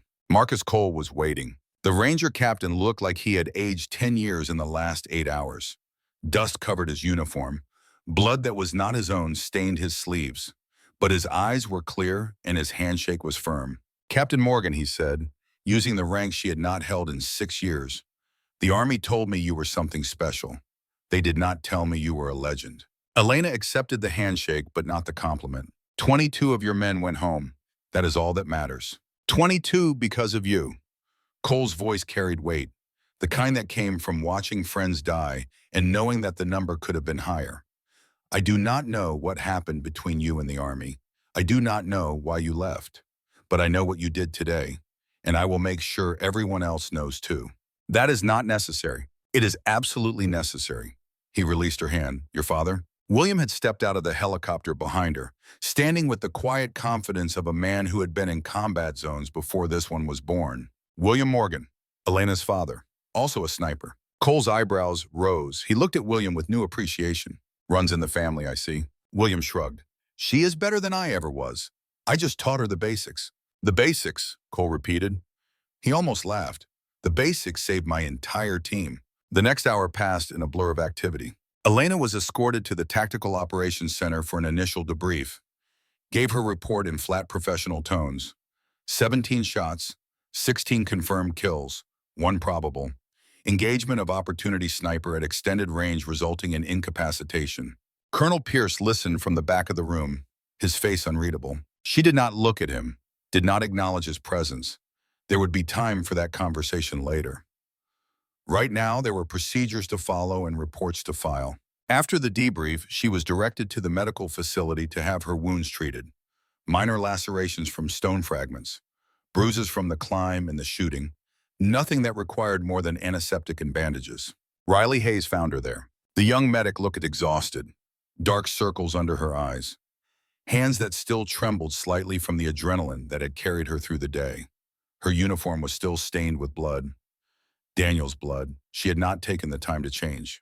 Elena recognized the look, had worn it herself after particularly difficult missions. The look of someone who had given everything they had and was not sure it had been enough. Riley sat down next to Elena without asking permission. "We lost Daniels," Riley said. "I know, I heard. I tried everything. Did everything I could, but the artery damage was too severe." He bled out before she stopped, pressed her hands together to still the shaking. The tremor was worse now that the immediate crisis had passed, the body's way of processing what the mind refused to accept. "I have been a medic for 2 years, Riley continued.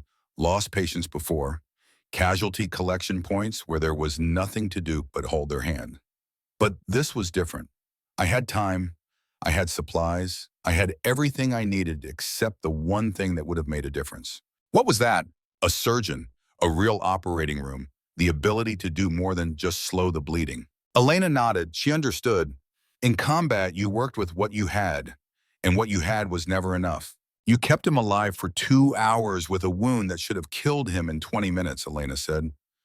Because of you, he got to say goodbye. He got to talk about his dog. He got to know that someone was fighting for him. Riley's eyes glistened.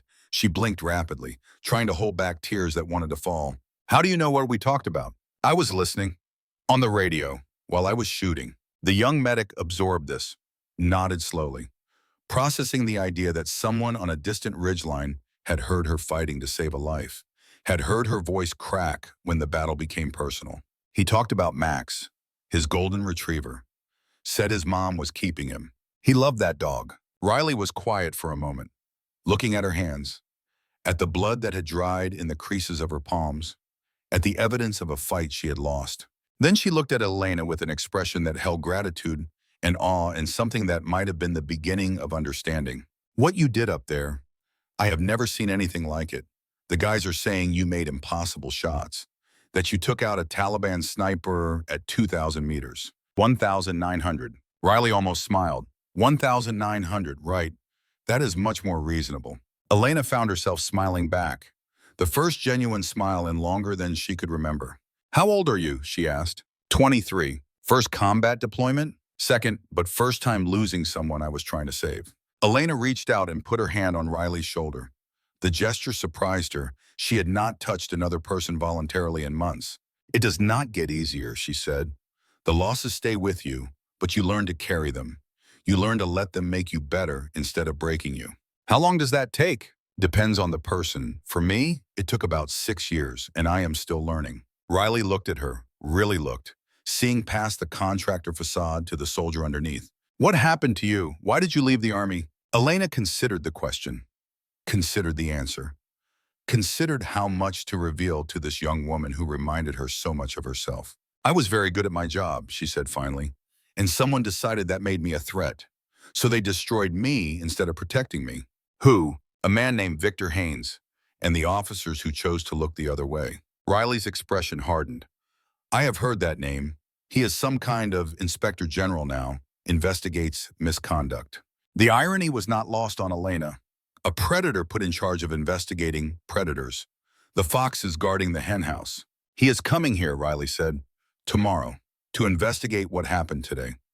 Something about a contractor engaging in unauthorized combat operations. Elena felt a familiar cold settle into her chest. The same cold she had felt when Haynes first started targeting her at Fort Benning. The same cold she had felt when the investigation concluded that her word meant nothing. Then I guess we will have a lot to talk about.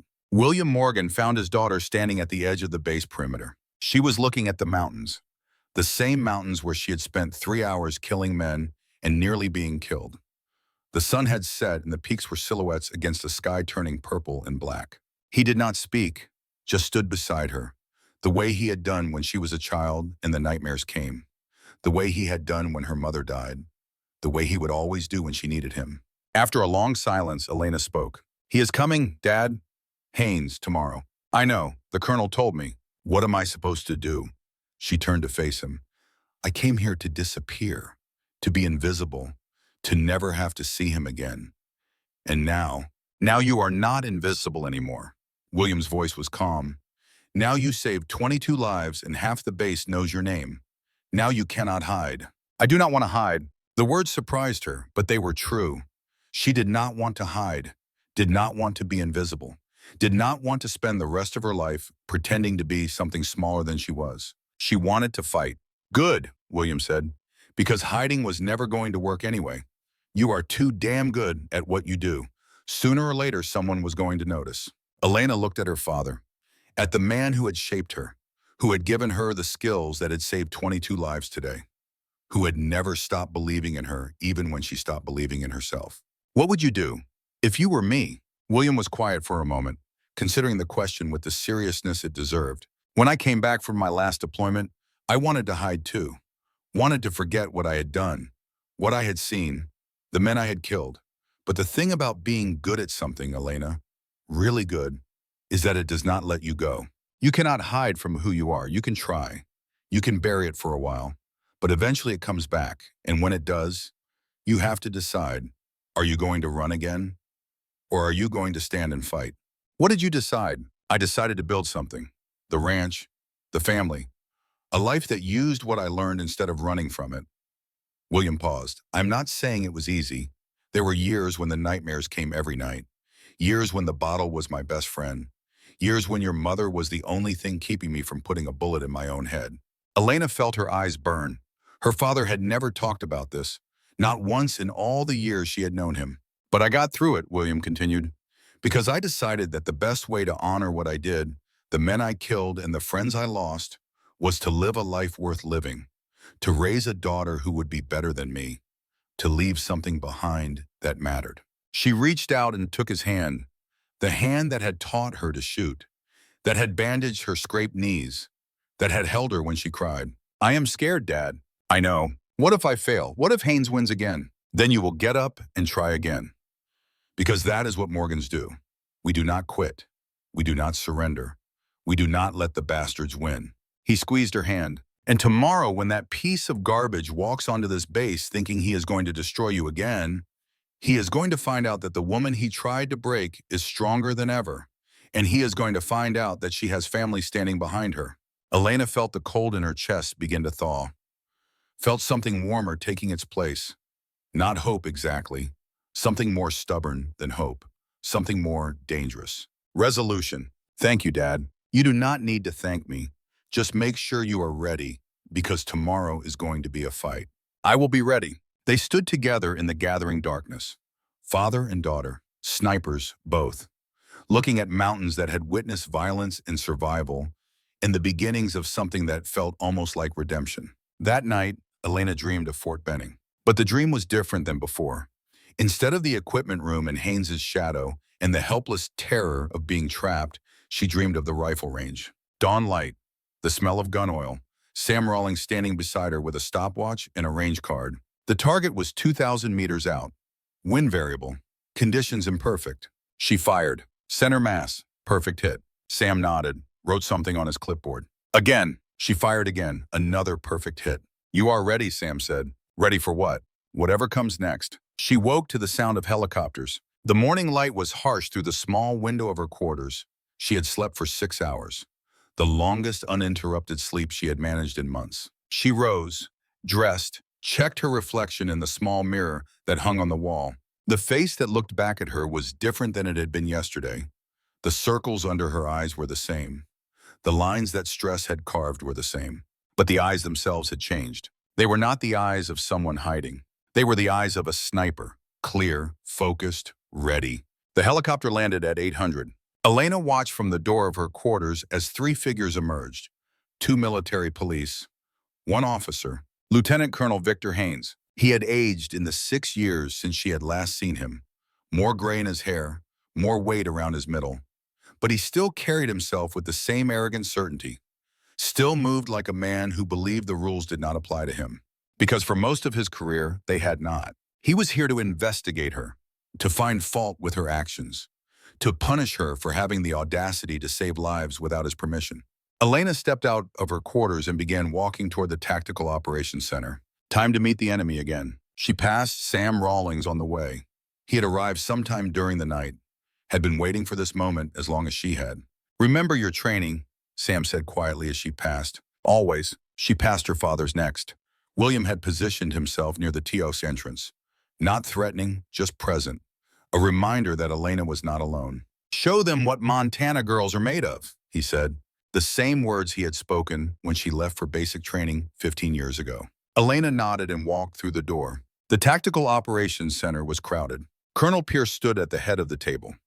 His face was carefully neutral.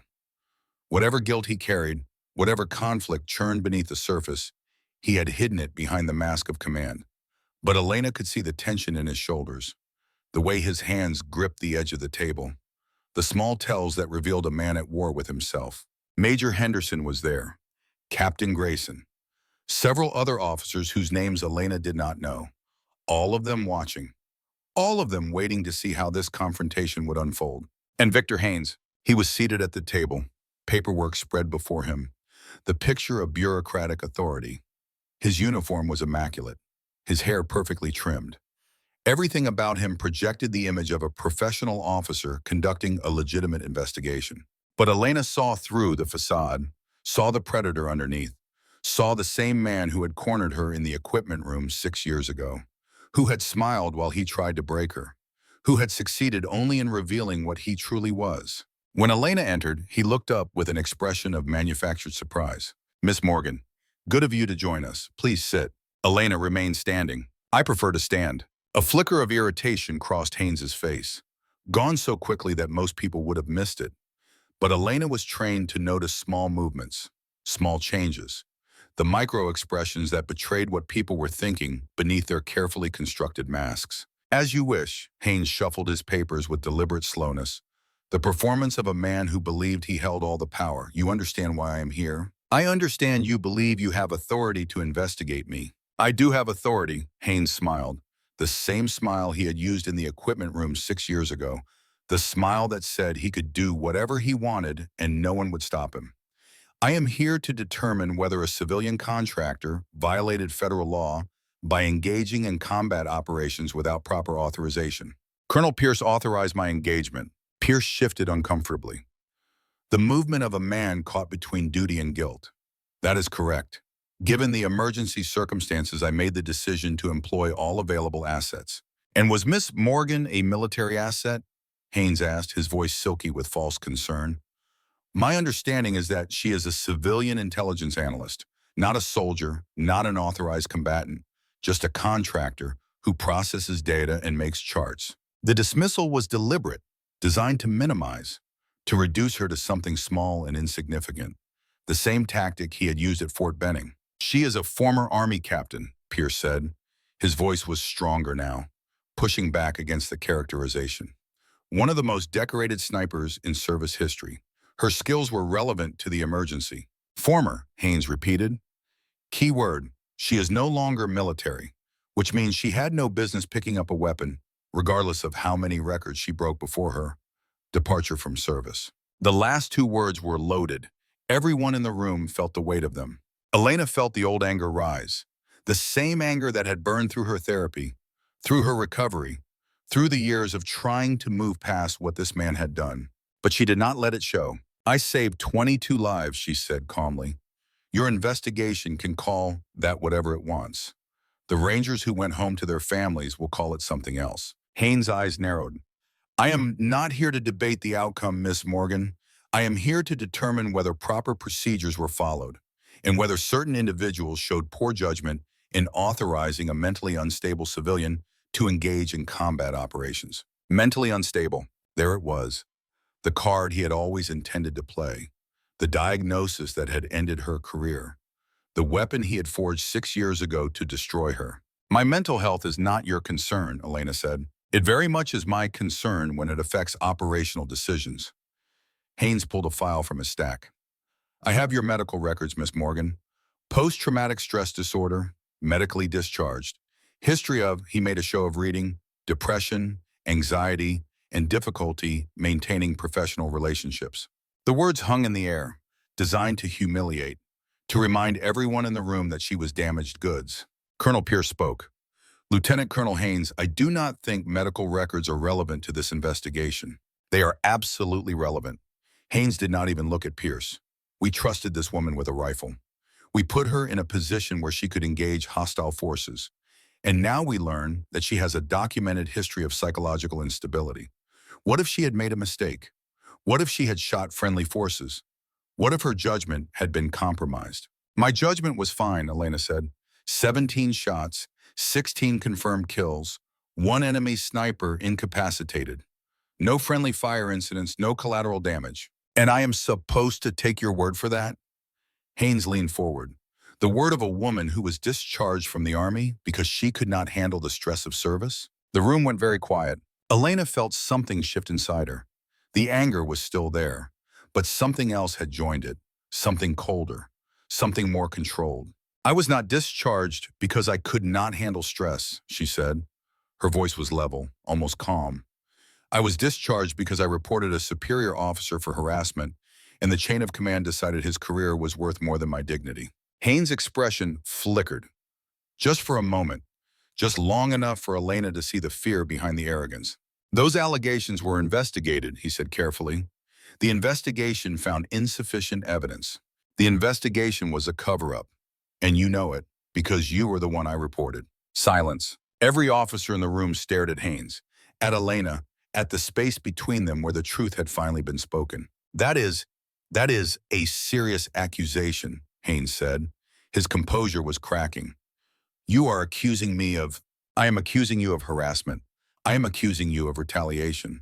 I am accusing you of destroying my career because I would not let you destroy my dignity. She took a step toward the table. And I am telling everyone in this room that you are not here to investigate what happened yesterday. You are here because you heard my name, and you came running to finish what you started 6 years ago. Haynes stood up abruptly. His chair scraped against the floor. I do not have to listen to this, he said. These are baseless accusations designed to deflect from your own misconduct. Then why are you sweating? She was right. Despite the air conditioning, beads of moisture had appeared on Haynes's forehead.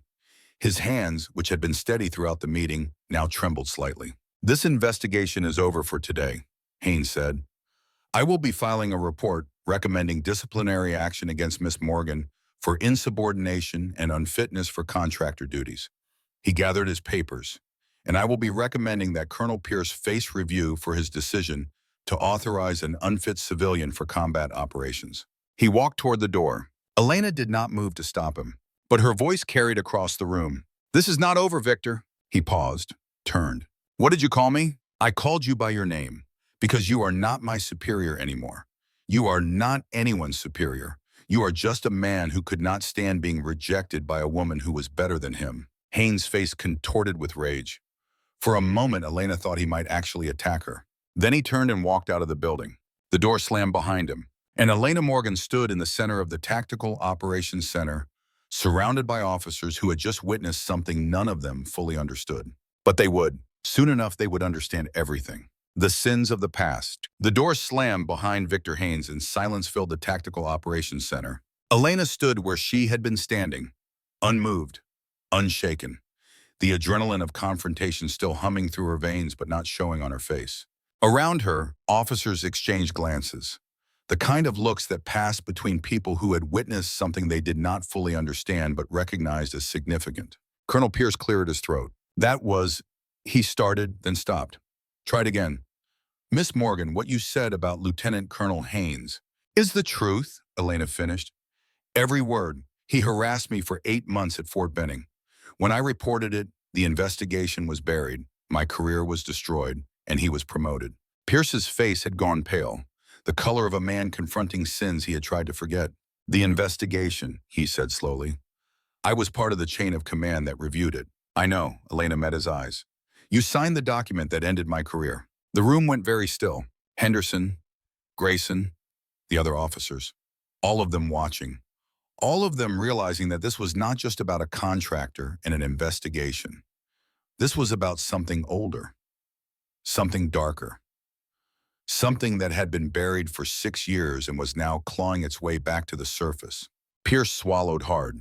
He looked like a man standing at the edge of a cliff, deciding whether to jump or step back. He jumped. I knew, he said. His voice was barely above a whisper. I knew you were telling the truth. The evidence was there. The witnesses were credible. Everything pointed to Haynes being exactly what you said he was. Then why? Because his father was a 3-star general. Because prosecuting him would have been politically inconvenient. Because I was a lieutenant colonel trying to make colonel, and I chose my career over your justice. The confession hung in the air. Raw, ugly. The truth that had been hidden for 6 years finally spoken aloud. Elena felt something shift inside her. Not forgiveness. Not yet. Maybe not ever. But something that felt almost like respect for a man who had finally found the courage to admit what he had done. Why are you telling me this now? Because you saved 22 Rangers yesterday. Because you stood up to Haynes when no one else would. Because I have carried this guilt for 6 years and I am tired of pretending it does not exist. Pierce straightened, the posture of an officer making a decision. I am going to fix this, he said. I do not know how yet, but I am going to find a way to make this right. Before Elena could respond, the door opened. A figure filled the doorway, 6 feet 4 inches, 250 pounds.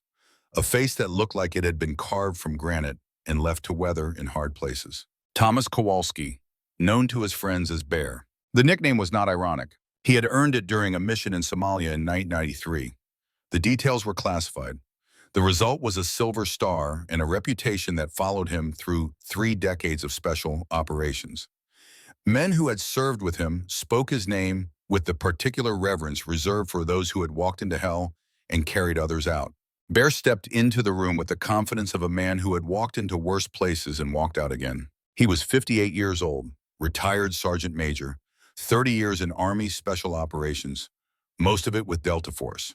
The kind of career that did not appear in official records because most of it had happened in countries where America was not supposed to be. His hands were scarred. His face was weathered. His eyes held the particular weight of someone who had seen things that most people only read about in history books. He carried a manila folder in his hand. "Sam called me," Bear said. His voice was deep and gravelly, the product of too many cigars and too many years of giving orders in hostile territory. "Said there was a situation that needed my particular expertise." Pierce stepped forward. His posture had shifted from authority to uncertainty. "And you are?" "Someone who has been waiting a long time to have this conversation." Bear looked at Elena, really looked, the way a professional assessed another professional. "You are Morgan, Sam's prodigy, the one Haynes destroyed." Elena nodded. "I remember when you set the record at Kandahar, 2,200 meters. Everyone at Bragg was talking about it. The boys in Delta were impressed, and we do not impress easy. And then you just disappeared." Bear shook his head. "I always wondered what happened. Sam would not tell me, said it was not his story to share. What happened is in that folder." Bear smiled, the smile of a hunter who had finally cornered his prey after years of patient tracking. "What is in this folder is going to end Victor Haynes, and a lot of other people who thought they could bury the truth forever." They moved to a smaller conference room. Just Elena, Pierce, Bear, and Sam Rawlings, who had appeared as if summoned by instinct. William Morgan stood guard at the door. Not officially, just present, the way a father is present when his daughter faces the fight of her life.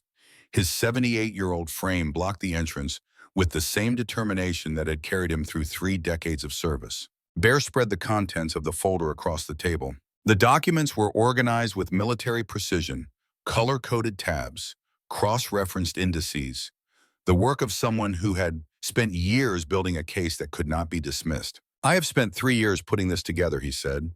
"Started when I heard what happened to you.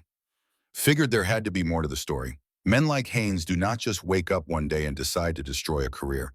They have patterns, histories, bodies buried in places no one thinks to look." He pulled out the first set of documents. "What did you find?" Bear pointed to the first document. Fort Hood, 2016. A lieutenant named Melissa Reeves filed a harassment complaint against then-Captain Victor Haynes. The complaint was investigated by the Inspector General. Conclusion: insufficient evidence. He spread photographs across the table. Service photos. A young woman in uniform, bright eyes, the kind of smile that believed in things. Elena felt cold spread through her chest. Another woman, another complaint, another cover-up. "Where is Lieutenant Reeves now?" Bear's expression darkened. The way it darkened when he spoke about missions that had gone wrong, about men who had not come home. 6 months after her complaint was dismissed, she transferred to a unit in Korea. Isolated, away from anyone who might believe her story. Away from the support systems that might have helped her survive what she was going through. He paused. 3 months after that, she took her own life. The words hit Elena like a physical blow. She had known she was not Haynes's only victim, had suspected there were others. Women who had faced the same predator. Women who had been failed by the same institution. But hearing it confirmed. Knowing that a woman had died because the system failed her the same way it failed Elena. That could have been me. The thought came unbidden. The dark months after her discharge. The nights when the bottle seemed like the only friend she had. The moments when she wondered if continuing to fight was worth the pain. The times when she had looked at her father's hunting rifle and wondered if it would be easier to just end the struggle. She had survived.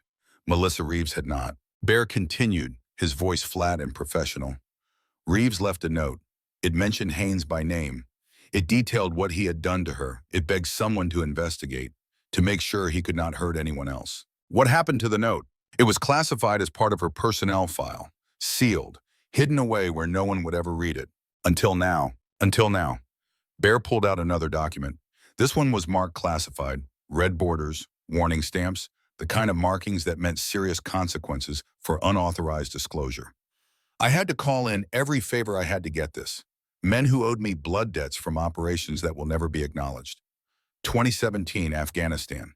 Haynes was working as a liaison with a private military contractor called BlackRock Security. Elena recognized the name. Everyone in the contracting world did. BlackRock was one of the biggest, most controversial, most connected. They had contracts worth billions. They had lobbyists in Washington. They had the kind of influence that could make problems disappear. During his time with BlackRock, Bear continued, there was a pattern of ambushes on American patrols in sectors where Haynes had access to operational planning. 3 incidents over 4 months, 12 Americans wounded, 3 killed. Pierce leaned forward. His face had gone pale. You are saying he leaked intelligence? I am saying the pattern fits. Every ambush happened within 48 hours of Haynes receiving patrol routes. Every location was one where he had specific knowledge of American movements. The Taliban knew exactly where our people would be and exactly when they would be there. And after each incident, there was a corresponding deposit into an offshore account linked to a shell company that traces back to BlackRock. Bear laid out financial documents, bank statements, wire transfers, the paper trail of betrayal. That is, Pierce's voice trailed off. He looked physically ill. That is treason. That is exactly what it is. Bear gathered the documents. 3 American soldiers died because Victor Haynes sold them out. Their names were Sergeant Michael Torres, Specialist David Chen, Private First Class Amanda Rollins. They had families. They had futures. And they were murdered by a man who was supposed to be on their side. He looked at Elena, and it is exactly what I am going to prove. The next 6 hours were a blur of activity. Bear's evidence had to be verified. Chain of custody established. The proper authorities notified. What had started as an investigation into Elena's conduct had become something much larger. Military police arrived from Bagram, then investigators from the Criminal Investigation Division, then a colonel from the Judge Advocate General's office who looked at Bear's folder and immediately made a phone call that went very high up the chain of command. Haynes was confined to quarters. Not arrested, not yet, but watched, contained, prevented from contacting anyone who might help him escape or destroy evidence. Elena watched from the periphery as the machinery of justice finally began to turn. Sam Rawlings stood beside her. You know, this is just the beginning, he said. I know. There will be hearings, investigations, testimony. Everything you went through 6 years ago, you are going to have to go through again. I know. Sam put his hand on her shoulder. The touch of a mentor who had watched his students suffer and had never stopped believing in her. But this time you are not alone. This time you have evidence. You have witnesses. You have people who will stand beside you and tell the truth. Elena looked at him, at the man who had taught her everything she knew about shooting, about patience, about the discipline required to wait for the perfect moment. Why did you keep watching me all these years? Sam was quiet for a moment. Because you were the best I ever trained. Because what they did to you was wrong. And because I made a promise to myself that someday, somehow, I would find a way to make it right. You kept a file on me for 6 years. I kept a file on Haynes, too. Different purpose. I was looking for proof, for the thing that would finally bring him down. Why did you not tell me? Because you needed to heal first. Sam's voice was gentle. Because the best revenge is not destruction. It is becoming the person you were supposed to be. And you could not do that if you were focused on him. Elena felt tears prick at her eyes, blinked them back. I spent 6 years thinking I was alone. You were never alone. You just could not see us. Sam squeezed her shoulder. But we were there, watching, waiting, ready to help when the time was right. That night, Elena sat with her father on the steps outside her quarters. The stars were bright, brighter than anything you could see in the continental United States. No light pollution, no cities, just the ancient sky that had watched over these mountains since before humans existed. Your master sergeant is a good man, William said. He is.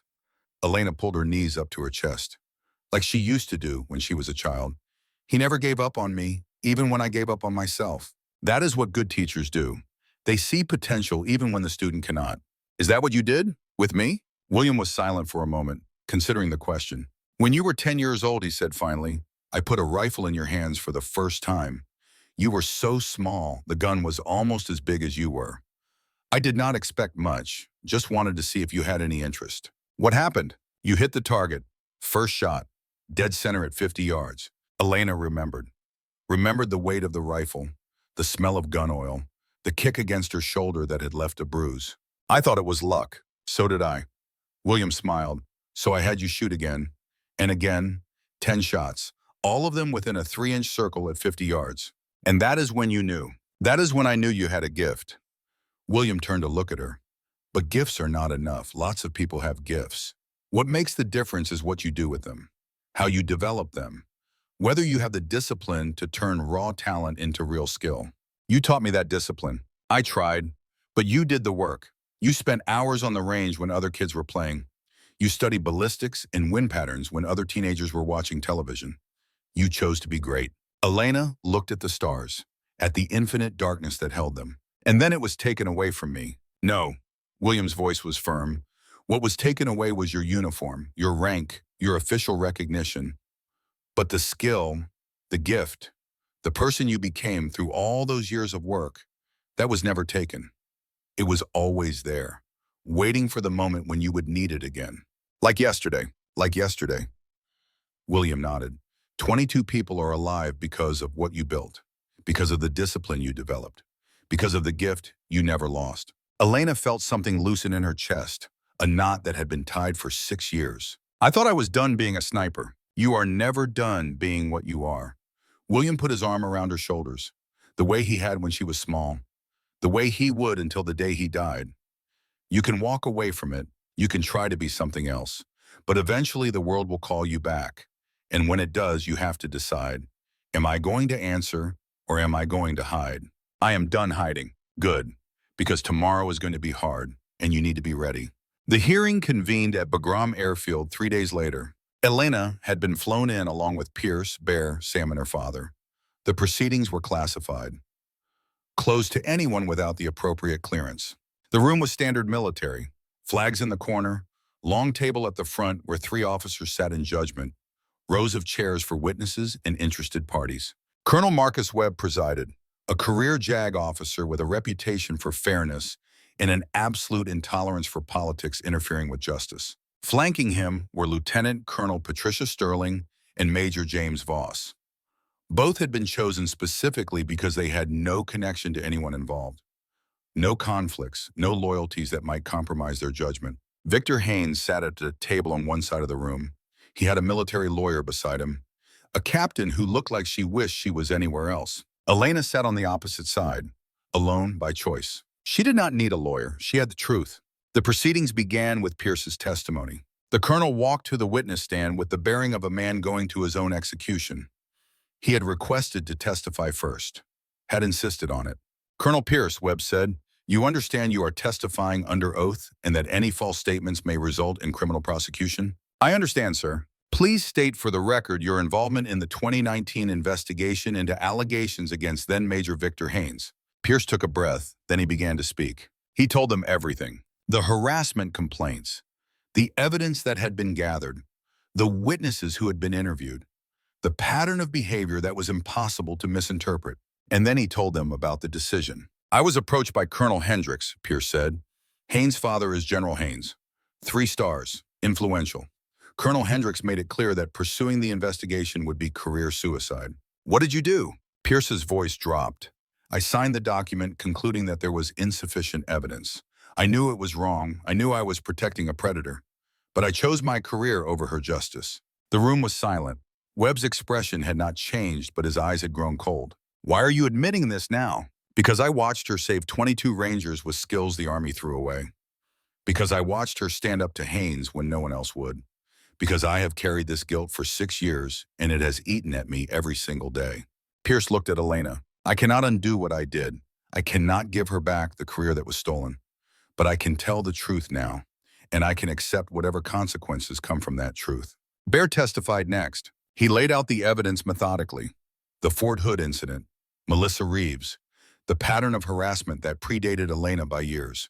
Then he presented the intelligence case. Documents trace money flows from BlackRock security to offshore accounts. Communications intercepts suggested coordination between Haynes and individuals known to have Taliban connections, patrol routes that had been compromised, ambushes that had killed 3 American soldiers. You are alleging that Lieutenant Colonel Haynes committed treason, Webb said. I am presenting evidence that supports that allegation, sir. Baer's voice was steady. The formal investigation will determine whether charges are warranted. But the pattern is clear, and the evidence speaks for itself. Haynes' lawyer tried to object, tried to question Baer's credentials, tried to suggest that the evidence had been fabricated or misinterpreted. Baer dismantled each objection with the calm precision of a man who had spent 30 years dealing with people who tried to hide the truth. Then it was Elena's turn. She walked to the witness stand and sat down, looked at the 3 officers who would decide whether justice would finally be served. The room felt smaller than it had before. The walls closer, the weight of what was about to happen pressing down on her shoulders. 6 years. 6 years of silence. 6 years of shame. 6 years of carrying a burden that should never have been hers to carry. Now she would speak. Miss Morgan, Webb said, please describe in your own words what happened at Fort Benning between you and Lieutenant Colonel Haynes. Elena took a breath, let it out slowly, the way she controlled her breathing before a shot. Then she began. I arrived at Fort Benning in March 2018. I had been selected for the Advanced Sniper program based on my performance in the basic course. I was 28 years old. I had been in the Army for 6 years. I believed that if I worked hard enough, if I proved myself, I would be treated fairly. She paused. I was wrong. She told them about the first comment, the one that had seemed almost innocent, the compliment about how she wore the uniform, the suggestion that they should have dinner to discuss her career. I said no. I thought that would be the end of it. It was not the end. She told them about the escalation, the comments that became more personal, the appearances that became more frequent, the way Haynes always seemed to know where she would be. He started showing up at my training sessions, standing in the back of the room, watching, not saying anything, just watching. I could feel his eyes on me. It made it hard to concentrate. She told them about the equipment room. I was checking weapons inventory. It was late. Most people had gone home. I heard the door open behind me. When I turned around, he was standing between me and the exit. Her voice was steady. She had told this story before, to investigators who did not believe her, to therapists who helped her process it, to her own reflection in the mirror when she could not sleep. But this time was different. This time people were listening. He said we had gotten off on the wrong foot, that he was just trying to be friendly, that I made it very difficult. She looked at Haynes directly, without flinching. I pushed past him, reported the incident the next day, provided a written statement, named witnesses who had seen the pattern of behavior. What happened after you reported? The investigation took 3 months. 3 months of interviews. 3 months of being treated like the problem instead of the victim. 3 months of watching my career stall while the man who harassed me continued to be promoted. She told them about the conclusion. Insufficient evidence. Those 2 words ended everything. My reputation, my career, my belief that the system would protect me. And then I was diagnosed with PTSD and medically discharged. The official story was that I could not handle the stress of service. The real story was that I was inconvenient. I was a problem they wanted to make go away. She told them about the years that followed. The therapy, the medication, the nights when sleep would not come and the days when getting out of bed felt impossible. The slow, grinding work of rebuilding a self that had been systematically dismantled. And she told them about the rifle range. I never stopped shooting. Even when everything else was taken away, I kept my skills. I practiced. I trained. I maintained the one thing that was still mine. She looked at the board. That is what saved those Rangers. Not luck, not coincidence. 6 years of preparation for a moment I did not know was coming. When she finished, the room was silent.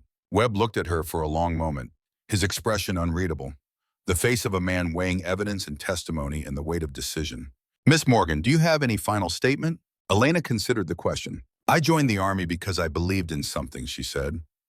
I believed that excellence mattered, that hard work would be rewarded, that the institution would protect its own. I was wrong. The Army did not protect me. It protected the man who was destroying me. It chose politics over justice, convenience over truth. She looked at Haynes directly, without flinching. But I am still here. I am still standing, And I am still the sniper who held the record for the longest confirmed kill by a woman in Army history. You took my uniform, you took my rank, you took my career, but you never took my skill, and you never took my courage. She turned back to the board. Whatever you decide today, I have already won. Because I survived. Because I came back.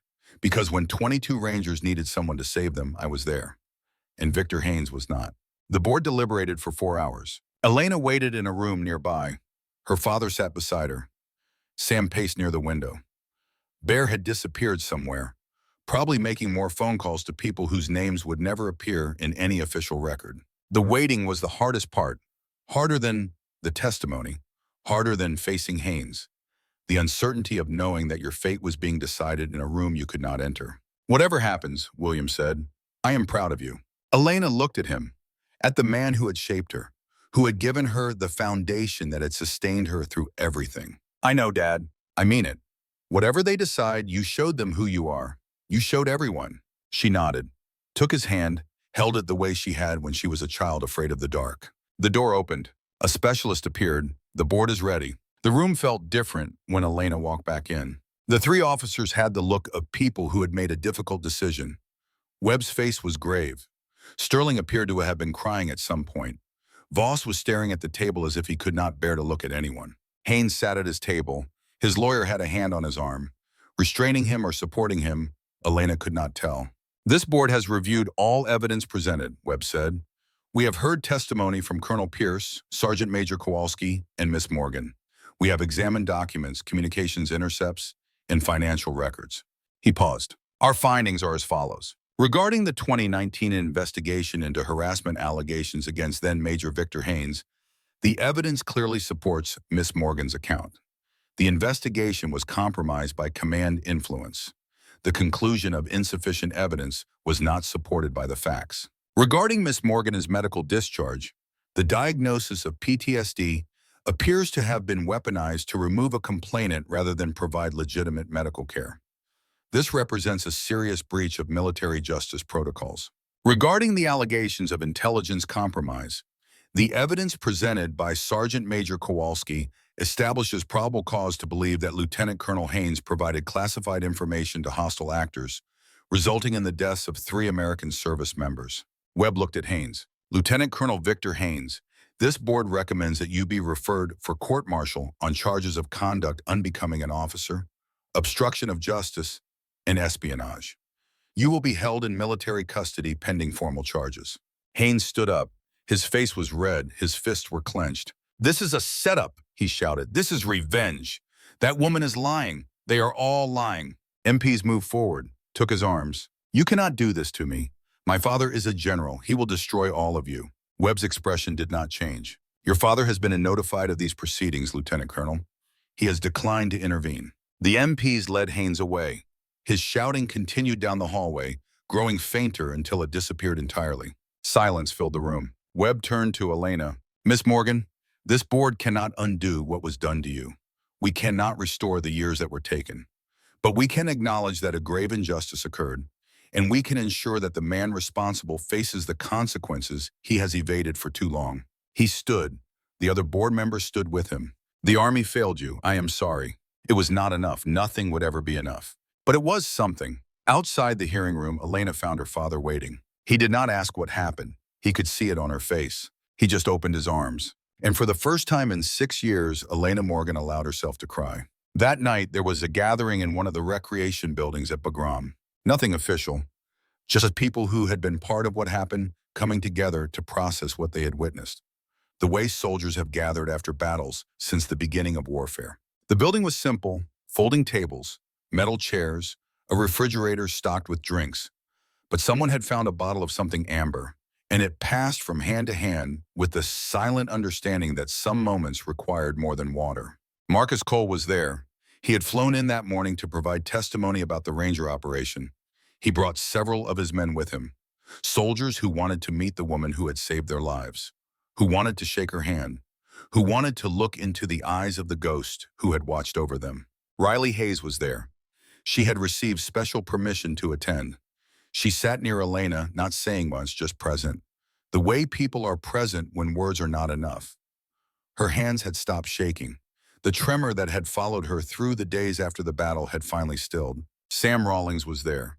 Bear Kowalski, Colonel Pierce, who sat alone in a corner, still processing what his confession would mean for his own career. He had done the right thing. Finally, but doing the right thing often came with a price. And William Morgan, always William Morgan, standing near his daughter like a sentinel who would never stand down. 78 years old and still ready to fight if fighting was needed. Marcus Cole approaches Elena with a glass of something amber. "I know you do not drink much," he said, "but today might be an exception." Elena accepted the glass, did not drink from it, just held it, felt the weight of it in her palm. "Your men okay?" "Most of them." Cole's expression flickered, the shadow that crossed the faces of commanders who had lost people. "Daniels did not make it, you know that." "I know. His parents are flying in tomorrow to escort the body home." Cole stared at his own glass. He was 22, same age as my little brother. When I called to tell them what happened, his mother said she knew, said she felt it. Elena did not know what to say. There were no words for that kind of loss. "I wish I could have saved him too." "You saved everyone you could." Cole clinked his glass against hers. "That is all any of us can do." Daniels knew the risks. We all know the risks. We sign up anyway because some things are worth dying for. Later, when the crowd had thinned, Sam Rawlings found Elena standing outside. The stars were bright again, different than Montana stars, different than Georgia stars, but stars nonetheless. The same ancient light that had watched over humanity since the beginning. "What happens now?" Elena asked. "Depends on what you want." Sam stood beside her. "The Army is going to offer you reinstatement, full restoration of rank, probably a promotion. They will want to make this right." "Can they make it right?" "No," Sam's voice was honest. "They can offer compensation, they can acknowledge wrongdoing, but they cannot give you back the 6 years you lost. They cannot undo the damage that was done." Elena looked at the stars. "I do not know if I want to go back. You do not have to decide tonight, or tomorrow, or even next month. The offer will stand. The Army owes you that much. What do you think I should do?" Sam was quiet for a moment. "I think you should do whatever makes you whole. If that is reinstatement, then take it. If that is walking away, then walk away. But do not let what they did define what you become." "What did you do?" "After the Corps?" Sam smiled, the smile of a man remembering pain that had finally become bearable. "I became a teacher. I took everything I learned about shooting and killing and surviving, and I used it to train the next generation, to give them the skills they needed, to prepare them for what they would face." He looked at Elena. "You saved 22 Rangers with skills I helped you develop. That is my legacy. Whatever you do next, that cannot be taken away." Elena felt something settle inside her. Not certainty, not yet, but the beginning of clarity. "Thank you, Sam, for everything. Do not thank me. Just make sure you pass it on. That is all any teacher can ask." The flight back to the United States departed 2 days later. Elena sat by the window, her father beside her. Sam and Bear in seats nearby. The ocean passed below them, endless blue that separated the world of war from the world of home. The aircraft was a military transport, gray interior, uncomfortable seats, the smell of hydraulic fluid and something that might have been old sandwiches. But it was headed west, headed home, headed toward whatever came next. She thought about what was waiting. The formal investigation would take months. Haynes's court-martial could take a year or more. There would be testimony, depositions, cross-examinations by lawyers who would try to make her look unreliable. The slow grinding of military justice that moved at its own pace, regardless of what anyone wanted. She would have to relive everything, tell her story again and again, face the scrutiny of people who might not believe her despite the evidence, face the whispers of those who would say she was exaggerating, that she was seeking attention, that she was trying to destroy a good officer for personal reasons. It would be hard. But she had done hard things before. She had survived Fort Benning, survived Haines, survived 6 years of exile and darkness and doubt, survived the nights when the bottle called to her, survived the mornings when getting out of bed felt like climbing a mountain. She had climbed a real mountain under fire and made 17 shots that saved 22 lives. She could survive this too. William stirred in the seat beside her. He had been dozing, the way old soldiers learned to sleep whenever the opportunity presented itself. Now his eyes were open, watching the clouds pass below. "What are you thinking about?" he asked. "Everything. Nothing. Elena smiled slightly. What happens when we get back? What do you want to happen? I do not know yet. The army is going to offer me things. Reinstatement, rank, maybe even a promotion. Part of me wants to take it, to prove that they could not break me. And the other part? The other part wants to find something new. Something that is mine. Something that does not depend on anyone else deciding I am good enough. William nodded. He understood. He had faced the same choice 50 years ago, when his last deployment ended and he had to decide who he was going to be. Whatever you decide, he said, I am behind you. 100%. I know, Dad. I know. The plane touched down at Andrews Air Force Base just after sunset. American soil, American sky. The particular quality of light that meant home even after years away. Elena walked off the aircraft and breathed air that smelled like the eastern seaboard. Pine trees and jet fuel and something else. Something that felt like possibility. Her phone buzzed. A text from an unknown number. Captain Morgan, this is Colonel Webb. The Army has approved immediate restoration of your rank and clearances. Please contact me at your earliest convenience to discuss next steps. She stared at the message. Captain Morgan, a rank she had not held in 6 years. A title she had earned through blood and sweat and excellence. A piece of herself that had been stolen and was now being offered back. What does it say? William asked. Elena showed him the phone. Her father read the message, nodded slowly. What are you going to do? Elena looked at the sky, at the first stars appearing in the darkening blue. I do not know yet. That is okay. William put his arm around her shoulders. You do not have to know yet. You just have to keep moving forward. Forward. It was the only direction that mattered. Legacy. The plane touched down at Andrews Air Force Base as the sun painted the horizon in shades of amber and gold. Elena Morgan stepped onto American soil for the first time in 8 months. The air smelled different here. Cleaner. Softer. The particular quality of eastern air that carried the memory of forests and rivers instead of dust and cordite. Her father walked beside her, William Morgan, 78 years old, moving with the steady gait of a man who had crossed continents in decades and never once considered surrender. Behind them came Sam Rawlings and Bear Kowalski, 2 old soldiers who had found a cause worth fighting for. 2 men who had spent their lives serving an institution that sometimes failed its best people and who had decided to do something about it. The terminal was quieted at this hour. Military personnel moved through with the efficiency of people accustomed to irregular schedules. No one looked twice at the small group of civilians walking through the secure area. No one knew what they had accomplished. No one knew what they had set in motion. 2 days later, the formal verdict came down. Elena sat in a conference room at the Pentagon. Bare walls, long table.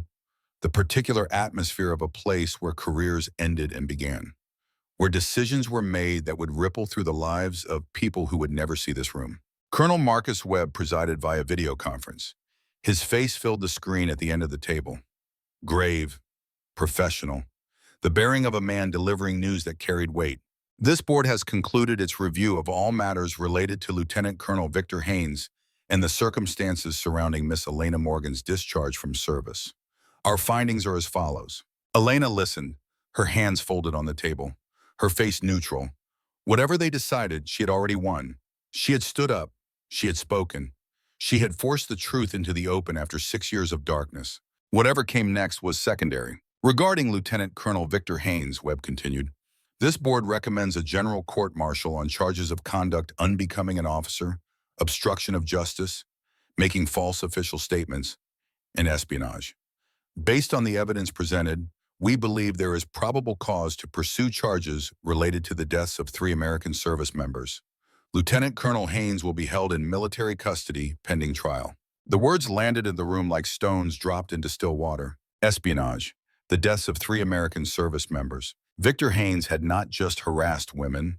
He had sold out his fellow soldiers, had traded American lives for money, had committed the one sin that no uniform could forgive. Treason. Regarding Miss Elena Morgan, Webb said, his tone shifted.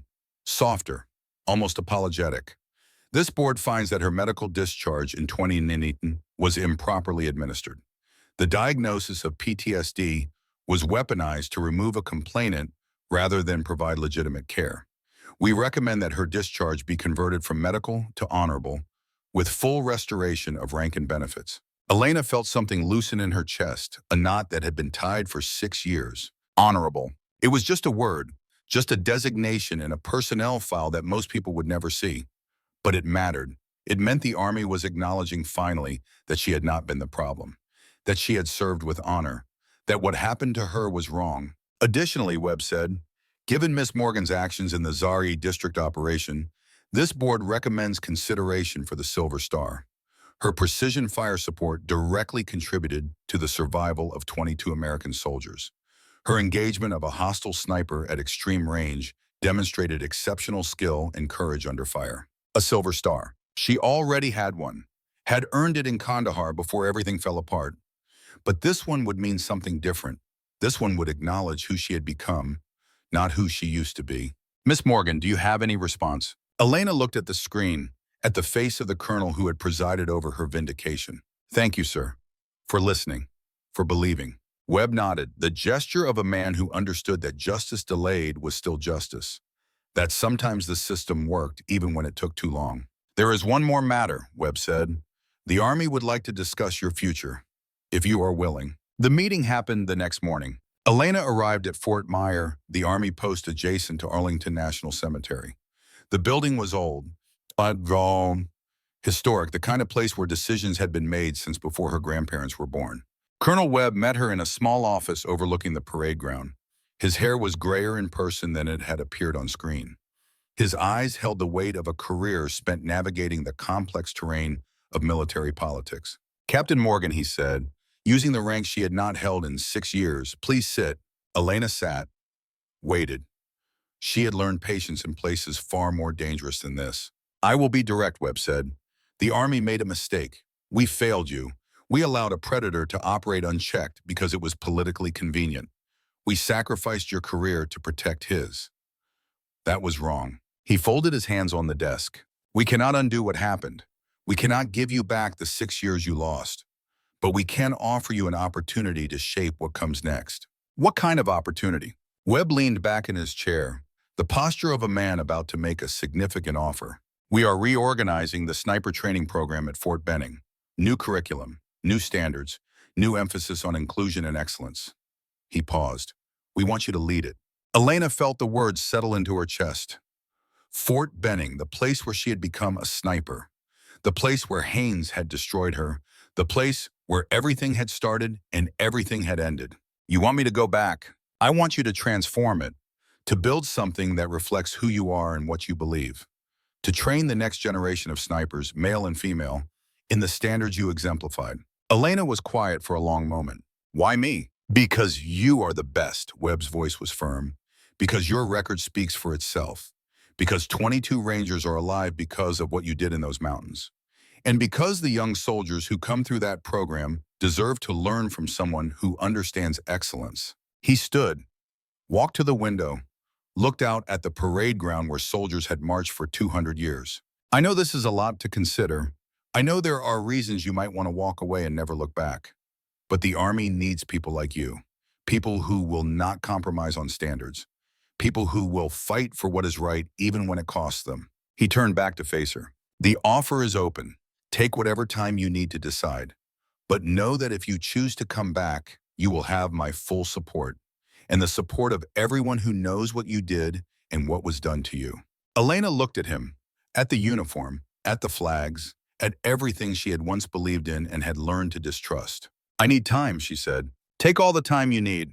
The flight to Montana took 4 hours. Elena sat by the window and watched America pass below. The patchwork of farms and cities and highways that connected 300 million lives. The country she had served. The country that had failed her. The country that was now offering her a second chance.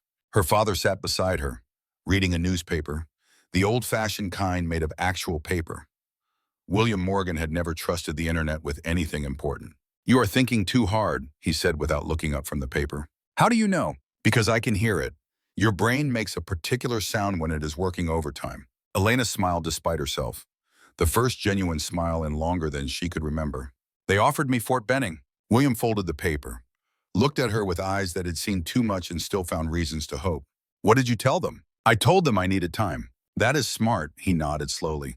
Big decisions should not be rushed. What are you leaning toward? Elena looked out the window, at the clouds, at the endless sky that held no answers. I do not know. Part of me wants to go back, to prove that they could not break me, to build something that would make it harder for the next woman who comes through. And the other part wants to find something new, something that is mine, something that does not require me to fit back into a system that hurt me. William was quiet for a moment, processing, considering. When I finished my last tour, he said finally, I had the same choice. The Corps wanted me to re-enlist, said they would give me whatever assignment I wanted, said I had a future. What did you decide? I decided that I had given enough, that I needed to build something instead of destroy things, that the best way to honor what I had done was to create a life that mattered. He looked at her. I built the ranch, married your mother, raised you, and I never once regretted walking away. But you never stopped shooting. No, William smiled. The smile of a man who understood that some things were part of you forever. I never stopped shooting, but I found a different reason to do it. Not for the Corps, not for the mission, for myself, because it was who I was. The plane began its descent. The Rocky Mountains appeared through the clouds, jagged peaks that had stood for millions of years and would stand for millions more. Maybe that is what you need to find, William said. Not what the Army wants you to be, what you want to be. The ranch looked different in the Montana summer. Green instead of brown, alive instead of dormant. The particular beauty of a place that had been loved and tended for 4 generations. Elena stepped out of the rental car and breathed air that smelled like pine and wildflowers and home. The mountains rose around her like old friends, silent, patient, waiting to see what she would do next. William walked ahead toward the main house, a structure his grandfather had built with his own hands in 1892.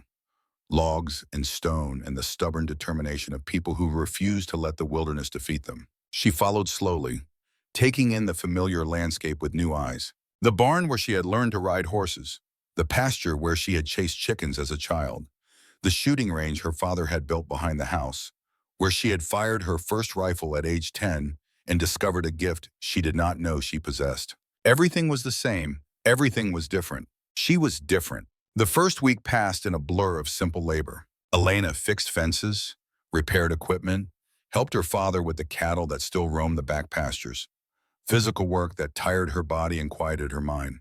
She did not think about Fort Benning, did not think about the Army, did not think about the decision that waited for her like an unexploded bomb. She just worked, and slowly, in the quiet of the mountains, she began to heal.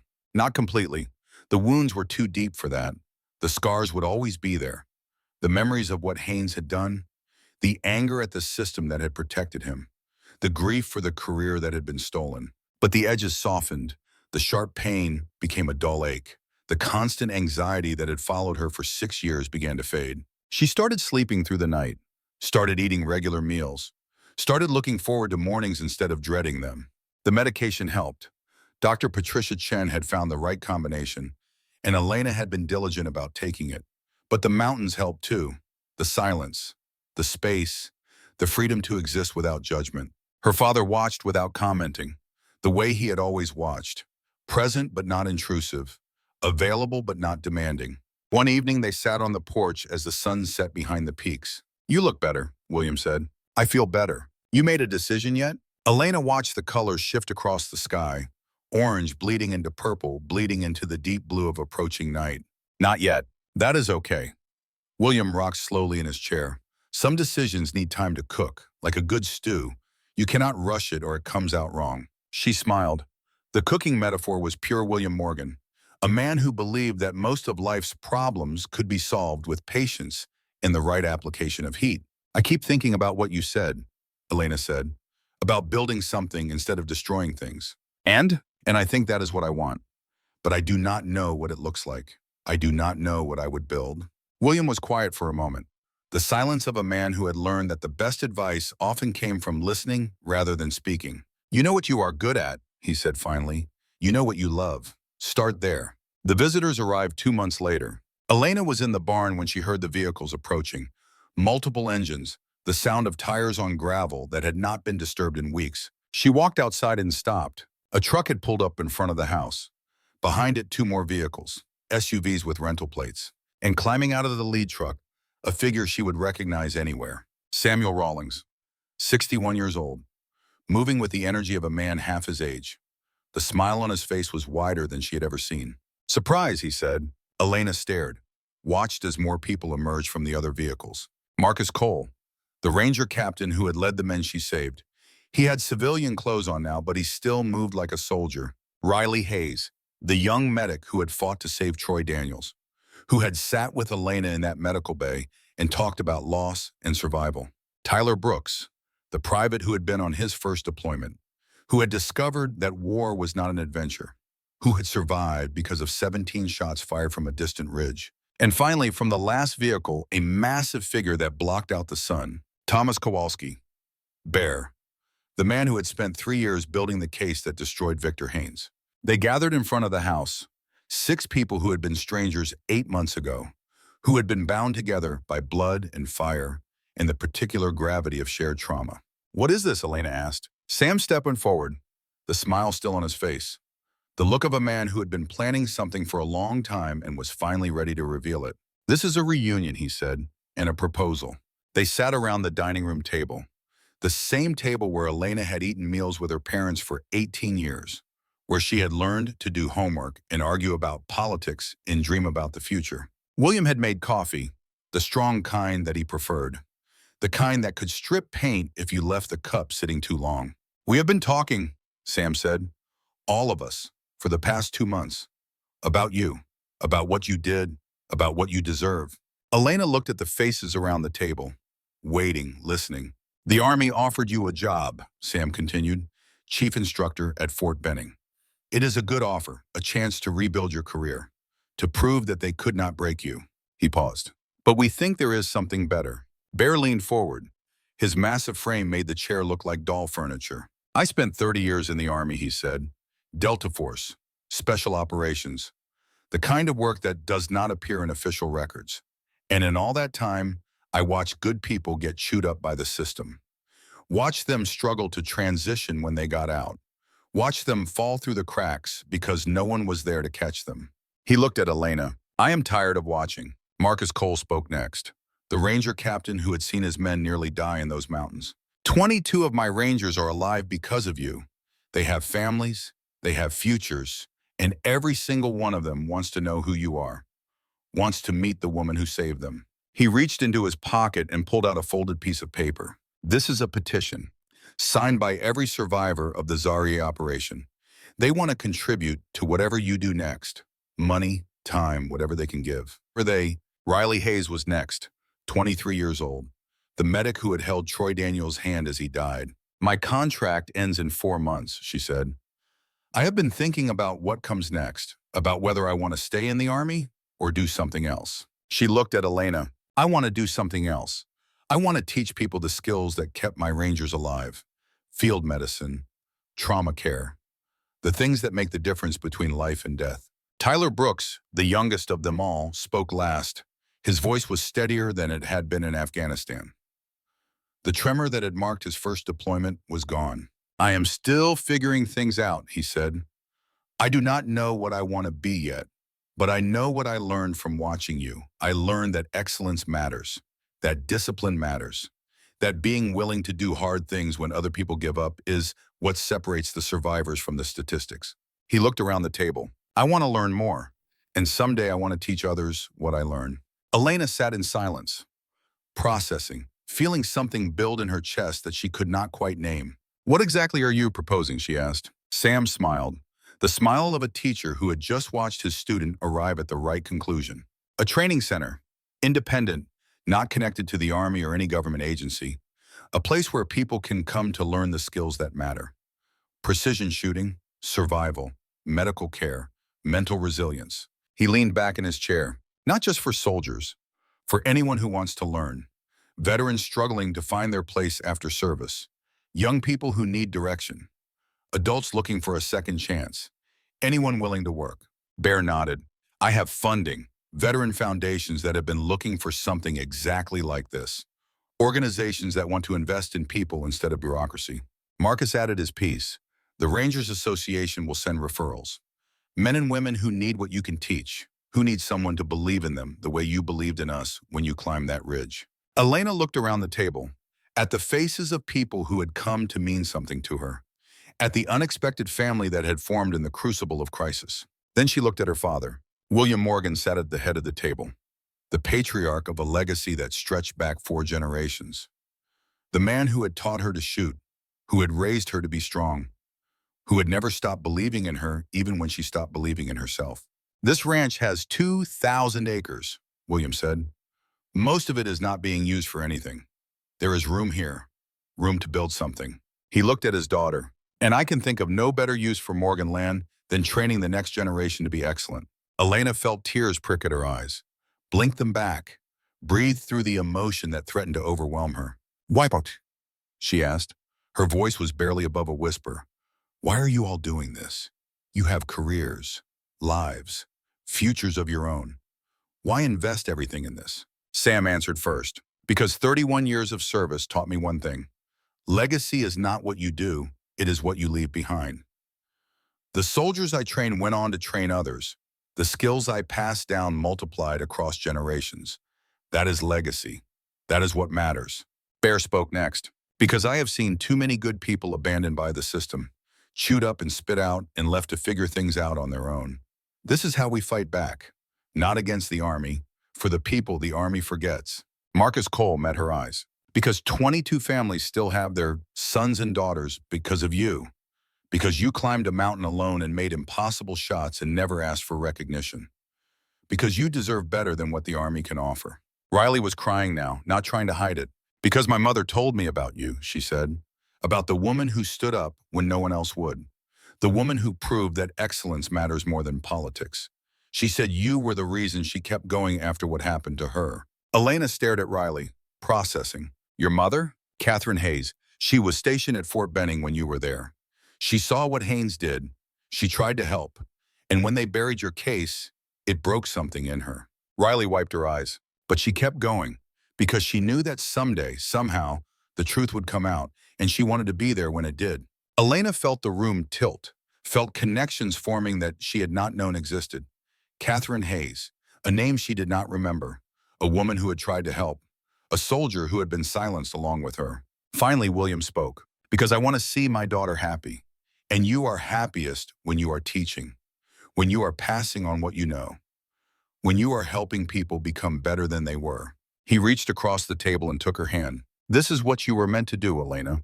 Not because the army wants it, not because anyone expects it, because it is who you are." Elena sat in silence for a long moment. She thought about Fort Benning, about the offer that still waited, about the chance to return to the system that had failed her and try to change it from the inside. She thought about what that would mean, the politics, the bureaucracy, the constant battle against institutional inertia, the compromises she would have to make, the people she would have to convince.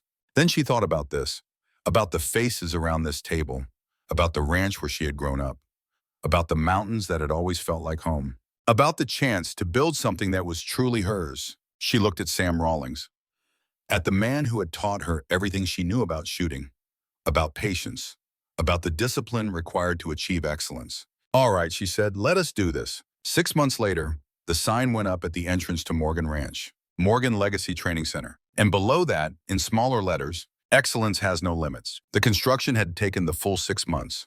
New buildings, a proper shooting range with positions at 50, 100, 200, and 500 meters. A medical training facility where Riley Hayes taught trauma care. An obstacle course where Bear Kowalski pushed students to their physical limits.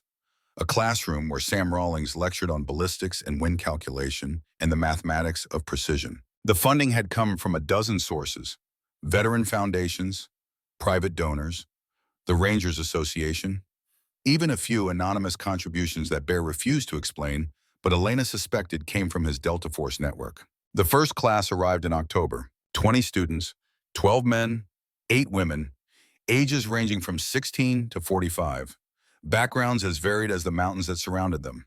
There was a high school senior who had been bullied and wanted to learn to defend herself, a 40-year-old veteran who had lost his leg in Iraq and was struggling to find purpose, a single mother who had left an abusive relationship and needed skills to protect her children, a young man who had dropped out of college and was searching for direction. And there was Marley Sutherland, 17 years old, shy, quiet, the kind of person who disappeared into corners and hoped no one would notice her. She had been sent by her parents who were worried about her isolation. about the darkness that had settled over her since starting high school. Elena watched her during the first day of orientation, saw the way she held herself, the hunched shoulders, the downcast eyes, the posture of someone who had been made to feel small and had started to believe it. She had been that girl once, a lifetime ago, before she discovered what she was capable of. The first week focused on fundamentals. Elena taught breathing control, the foundation of everything else, how to slow your heart rate through conscious effort, how to find the calm center that existed beneath the chaos of fear and doubt. She taught stance, the proper way to hold a rifle, the distribution of weight, the alignment of body and weapon that made precision possible. She taught trigger discipline, the difference between pulling and squeezing, the moment when the shot broke and the bullet flew toward its target. Most of the students struggled at first, the veterans less than the civilians, but everyone had something to learn. Everyone had bad habits to break. Marley Sutherland struggled most of all. Her hands shook when she held the rifle. Her breathing came in ragged gasps. Every shot went wide of the target by margins that made Elena wince. But she did not give up. Every morning, Marley arrived at the range before anyone else. Every evening, she stayed after the others had gone. She practiced until her arms ached and her eyes burned and her body begged for rest. Elena watched, waited, let the girl find her own way. And slowly, shot by shot, day by day, Marley began to improve. The breakthrough came in the third week. Elena stood beside Marley at the firing line. The target was 50 meters away, a simple distance, the kind of shot that most people could make with basic training. Marley had hit it twice in 200 attempts. Breathe, Elena said. Exhale halfway. Hold. Do not pull the trigger. Let it surprise you. Marley's hands trembled. Her jaw was clenched so tight that Elena could see the muscles standing out. I cannot do this. The words came out small, defeated, the voice of someone who had heard that phrase so many times that she believed it. Elena knelt beside her. Look at me. Marley turned her head, eyes glistening with unshed tears. Who told you that you cannot do this? Silence. Who told you that you are not good enough? Marley's lower lip trembled. Everyone. The word was barely a whisper. My teachers, the kids at school, my own brain. Everyone says I am stupid, worthless, that I will never amount to anything. Elena felt something shift inside her, a memory surfacing from 6 years ago, from the equipment room at Fort Benning, from the moment when Victor Haynes had tried to make her feel small. They were wrong, she said. Her voice was steady, certain, all of them. They were wrong. How do you know? Because I was told the same thing. By people who should have protected me, by an institution that should have believed in me, and I let their words become my truth for 6 years. She put her hand on Marley's shoulder. Then I climbed a mountain alone and made 17 shots that saved 22 lives. And I realized something important. What? The only voice that matters is your own. The only opinion that counts is what you believe about yourself. Everyone else is just noise. Marley stared at her, processing, something shifting behind her eyes. Now, Elena said, breathe, exhale halfway, hold, and show me what you are capable of. Marley turned back to the target, raised the rifle. Her hands were still trembling, but less than before. She breathed, exhaled, held. The shot broke. Downrange, the target showed a hit. 2 inches right of center, not perfect, but on paper. Marley stared, disbelief and wonder fighting for control of her expression. I hit it. You hit it. I actually hit it. Elena smiled, the smile of a teacher watching a student discover something that would change her life. Now do it again, and again, and again, until you believe that you can do it, until no one can ever tell you otherwise. The months passed. Summer faded into fall. Fall gave way to winter. The mountains turned white with snow, and the training moved indoors for the coldest weeks. The first class graduated in April. 20 students who had arrived uncertain and afraid walked out with confidence and skills they had never dreamed of possessing. Some went on to military service. Others returned to civilian life with new purpose. A few stayed on as assistant instructors, passing on what they had learned. Marley Sutherland was one of those who stayed. At 18 years old, she had transformed from a shy, bullied teenager into a confident young woman who could outshoot most adults. She had a gift, the same natural talent that Elena had recognized in herself decades ago. More importantly, she had found purpose. She began teaching the younger students, passing on the lessons that Elena had taught her, using her own journey as an example of what was possible when you refuse to accept other people's limitations. Elena watched her with pride, Saw in Marley the woman she might have become if Haynes had not intervened. Saw the future that was possible when excellence was nurtured instead of destroyed. One evening in late spring, Elena stood on the ridge behind the training center. The sun was setting behind the mountains. The sky was painted in shades of orange and pink and purple. The kind of beauty that made you forget for a moment that the world could be cruel. Her phone buzzed. A text from Colonel Webb. The offer remains open. Fort Benning still needs you.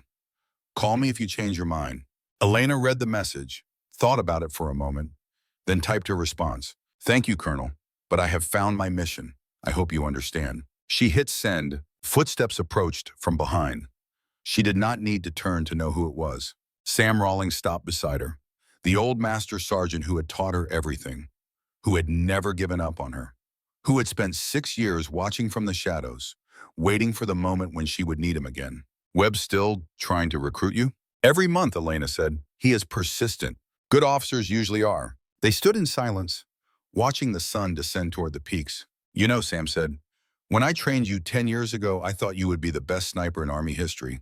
I thought you would break every record, lead every mission, become a legend. Elena looked at him. And? I was wrong. Sam smiled. The smile of a man who had found peace with his own legacy. You became something better, something more important. What is that? A teacher. Sam gestured at the training center below. The buildings where students lived and learned. The range where skills were forged. The community that had grown around a single idea. You took what I gave you and multiplied it. The students you train will train others. The skills you pass down will spread across generations. That is not just excellence, that is legacy. Elena felt something settle in her chest. Not quite peace, not quite satisfaction. Something deeper, more permanent. I could not have done it without you, she said. Yes, you could have, Sam shook his head. You just would have done it slower, with more mistakes, more pain. That is what teachers are for, to shorten the journey. He turned to face her fully. I am proud of you, Elena, not because of the records you set or the lives you saved, because of who you became when everything tried to break you, because you found a way to turn pain into purpose. Elena felt tears threaten, did not fight them. Thank you, Sam, for everything. Do not thank me. Just keep teaching. That is all I ask. The final scene came on a summer evening, 1 year after the training center opened.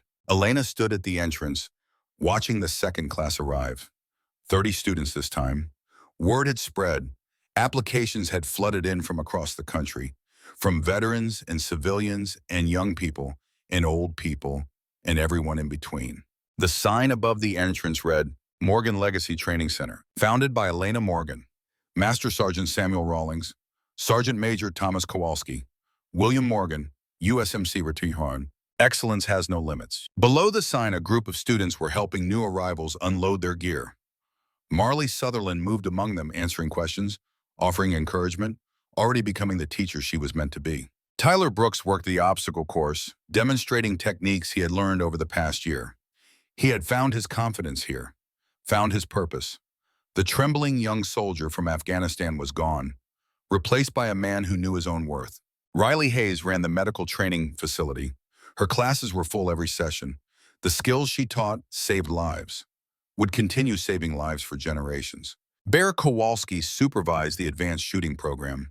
His methods were demanding, his standards were high, but the students who passed his course could outshoot most military snipers. Sam Rawlings taught in the classroom sessions. Ballistics, wind calculation, the mathematics of precision, the theoretical foundation that turned natural talent into true excellence. And William Morgan, at 79 years old, still walked the range every morning, watching, advising, passing on the wisdom of a lifetime. Elena watched them all, her family, her legacy, the things she had built from the ashes of what had been destroyed. Her phone buzzed, a text from Marcus Cole. Haynes was convicted yesterday. Espionage, conduct unbecoming, 20 years at Leavenworth. No possibility of parole. Justice is finally done. Elena read the message, felt the weight of it settle into her bones. Victor Haynes would spend the next 2 decades in a military prison, would die there probably, would never hurt anyone again. It was not enough. Nothing would ever truly be enough. The years he had stolen could not be returned. The damage he had done could not be fully undone. But it was something. It was closure. It was the end of a chapter that had defined her life for too long. She typed a response. Thank you for letting me know. I hope the families of Torres, Chen, and Rollins find some peace. She hit send, put the phone away, looked out at the mountains that had become her home. The sun was setting again, the eternal ritual that had played out for billions of years and would continue long after she was gone. But the training center would remain. The students she had taught would teach others. The skills she had passed down would multiply across generations. That was legacy. That was purpose.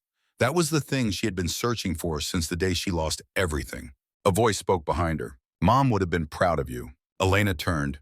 Her father stood there, older and more weathered than she remembered, but still standing, still strong. You think so? I know so. William walked forward and stood beside her. She always said you were special, that you were going to do something important. She just did not know what it would be. Elena felt tears fall, did not wipe them away. I wish she could see this. She can. William put his arm around her shoulders. Wherever she is, she can see it, and she is smiling.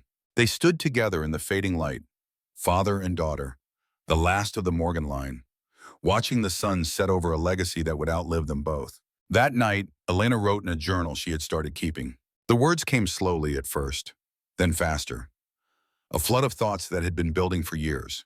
They asked me if those 17 shots were worth it. 16 kills, 22 lives saved. I told them, that is not my legacy. My legacy is Marley Sutherland, the 17-year-old who thought she was worthless, who could not hit a target at 50 meters, who now teaches shooting to the new class, who helps other broken kids discover that they are not broken at all.